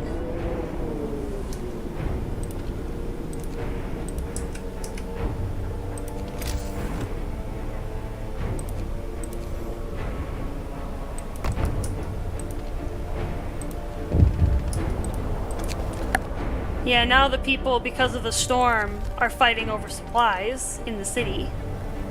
So you're gonna have that to deal with as well as time goes on.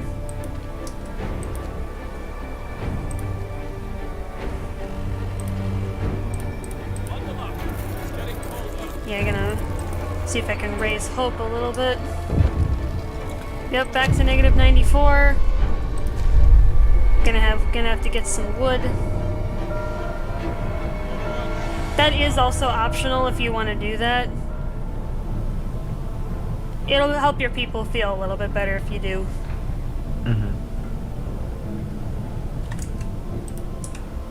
Yeah, wood is optional, but coal and food is not. Heck no. Yeah, you need everything you can get your hands on for this one. Like, there you go, I think that's the wood quest you're talking about. Yeah.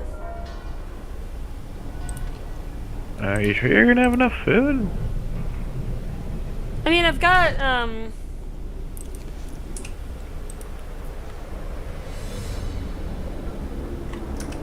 yeah, I still have a couple days to prepare.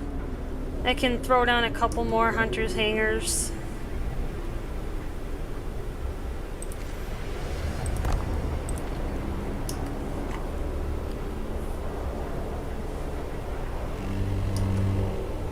-112 negative.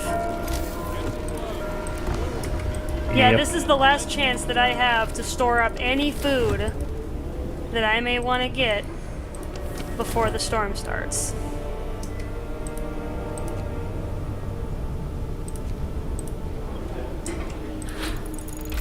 Same with coal storage. If you want to store up any coal, you know, this is your last chance.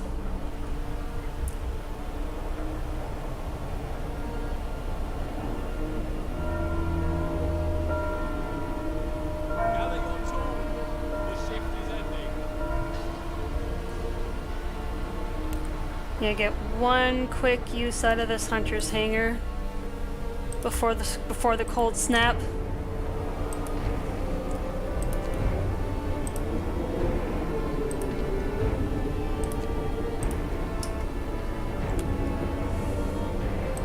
Alright, chat, here we go.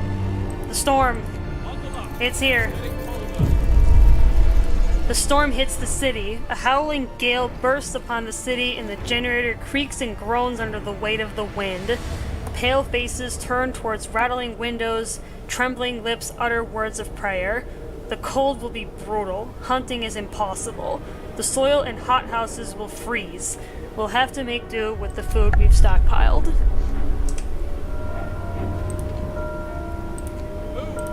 Time to get to work. And there's a little symbol here on top of the hunter's hut that indicates that the building has been disabled by the storm.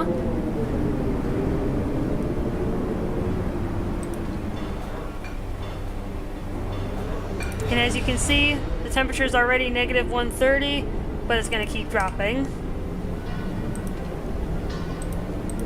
I don't need steel anymore, so I'm going to send my automaton into the mine to try and buy time. Ooh, that thunder. And because of the cold, your coal mines are going to suffer. Sir, one of our engineers wants to talk to you. He's concerned about the danger that the cold poses to our mines.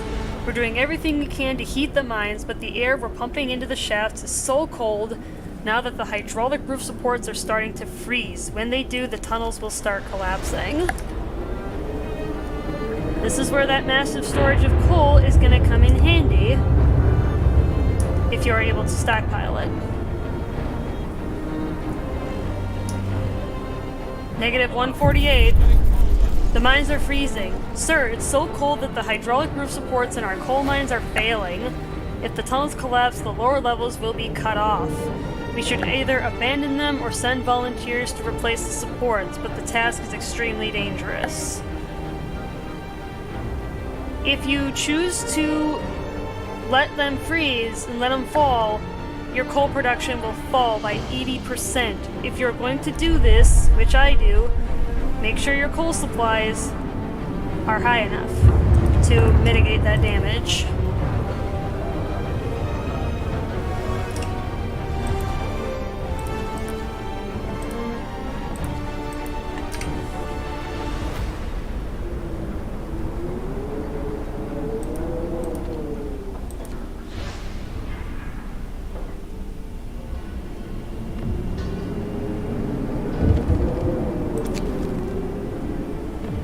And then if you choose that option to cut your coal production, your people will complain and ask you to make coal thumpers, which is a non-steam core alternative to the mines.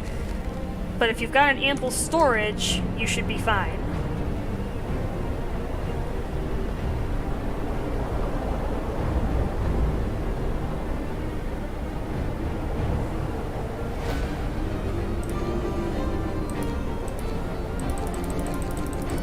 got a bunch of amputees here, so I'm gonna see if I can make some prosthetics for them.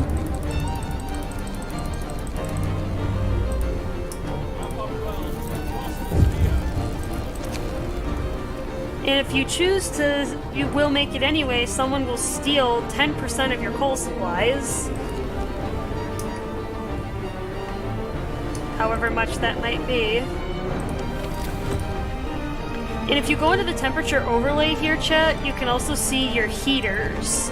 And you can turn them on from here rather than having to click on every individual building to turn them on. Which is kind of convenient.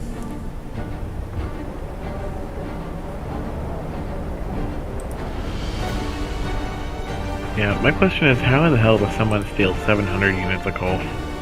You could ask the same question about stealing 1,000.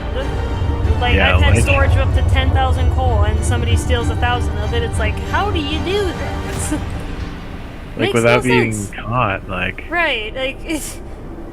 And as you can see, the temperature is negative 166, but it's only gonna get colder. Yep. This is uncanny cold temperatures. This is colder than the coldest temperature known to man, which is like negative 130, I think. Well, on Earth. Right, known to man on Earth. The coldest it's ever been is about negative 130 or so. Negative 184. Darkness before dawn. Sir, one of our engineers has come crashing through the door, white-faced, demanding to see you. I've run the calculations with the new data. The storm will pass in a couple of days, but the temperature just before the end will drop drastically. Nothing can protect us from the cold. Panic is starting to spread, and people are losing all hope.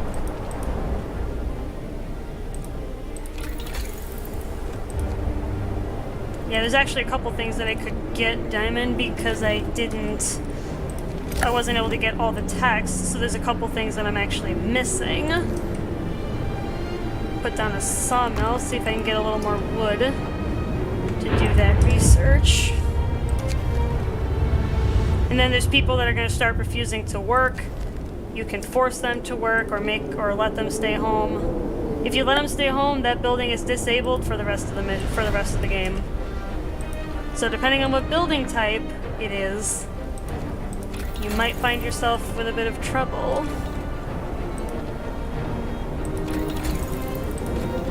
Yeah, house insulation and generator safety bypass are a couple of the upgrades that I wasn't able to get because of the cold, but those are really powerful, and I would strongly advise that you get them if you're not able to get them from Frostland. 10 people died. Frozen family. Ouch.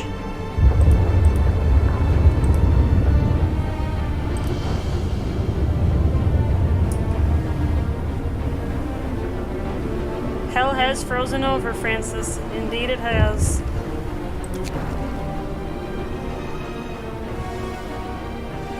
Yeah, I could probably let you guys stay home. I think I've got enough coal, yeah, for a couple of days.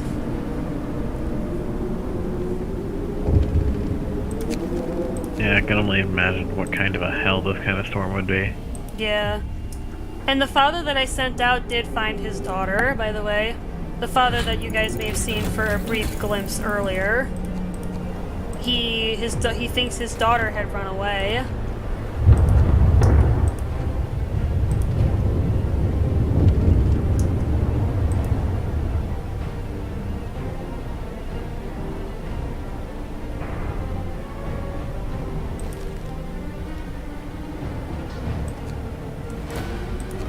Yeah, I need you guys to work.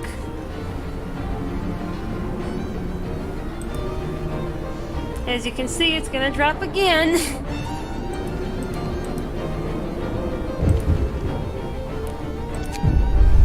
Work ceases completely. What's the temperature gonna be, chat? Negative 238. About twice as cold as the coldest temperature ever recorded on planet Earth. Because everything is freezing, there's a special upgrade for the generator called Overdrive that increases the heat output of the generator. However, it stresses it. If you leave it on for too long, the generator will explode. so keep an eye on this if you do want to use overdrive. Try to save it for an emergency. But now the storm has ended, and eerie silence has descended upon the city. We have survived. The temperature has returned to a nominal level by Frostpunk standards.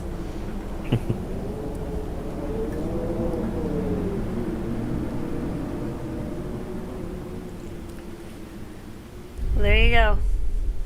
I hate to have kept you up, Diamond. I appreciate you sticking it out with me. Yep, it's all good. You sure? Like, you could have left at any point if you were getting tired. I'm not gonna leave.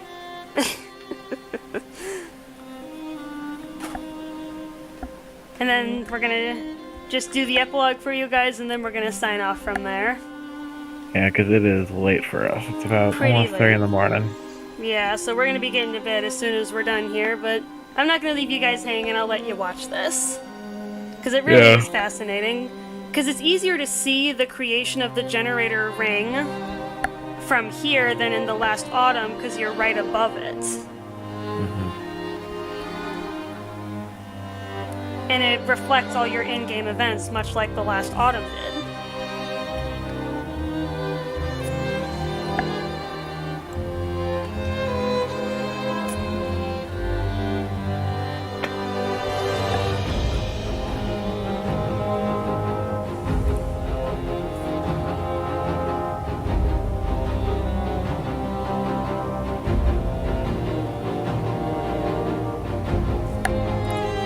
Yet I think we haven't crossed the line, and this is where Diamond and I have thought that has to be coming from the perspective of the captain of this group. Mm-hmm.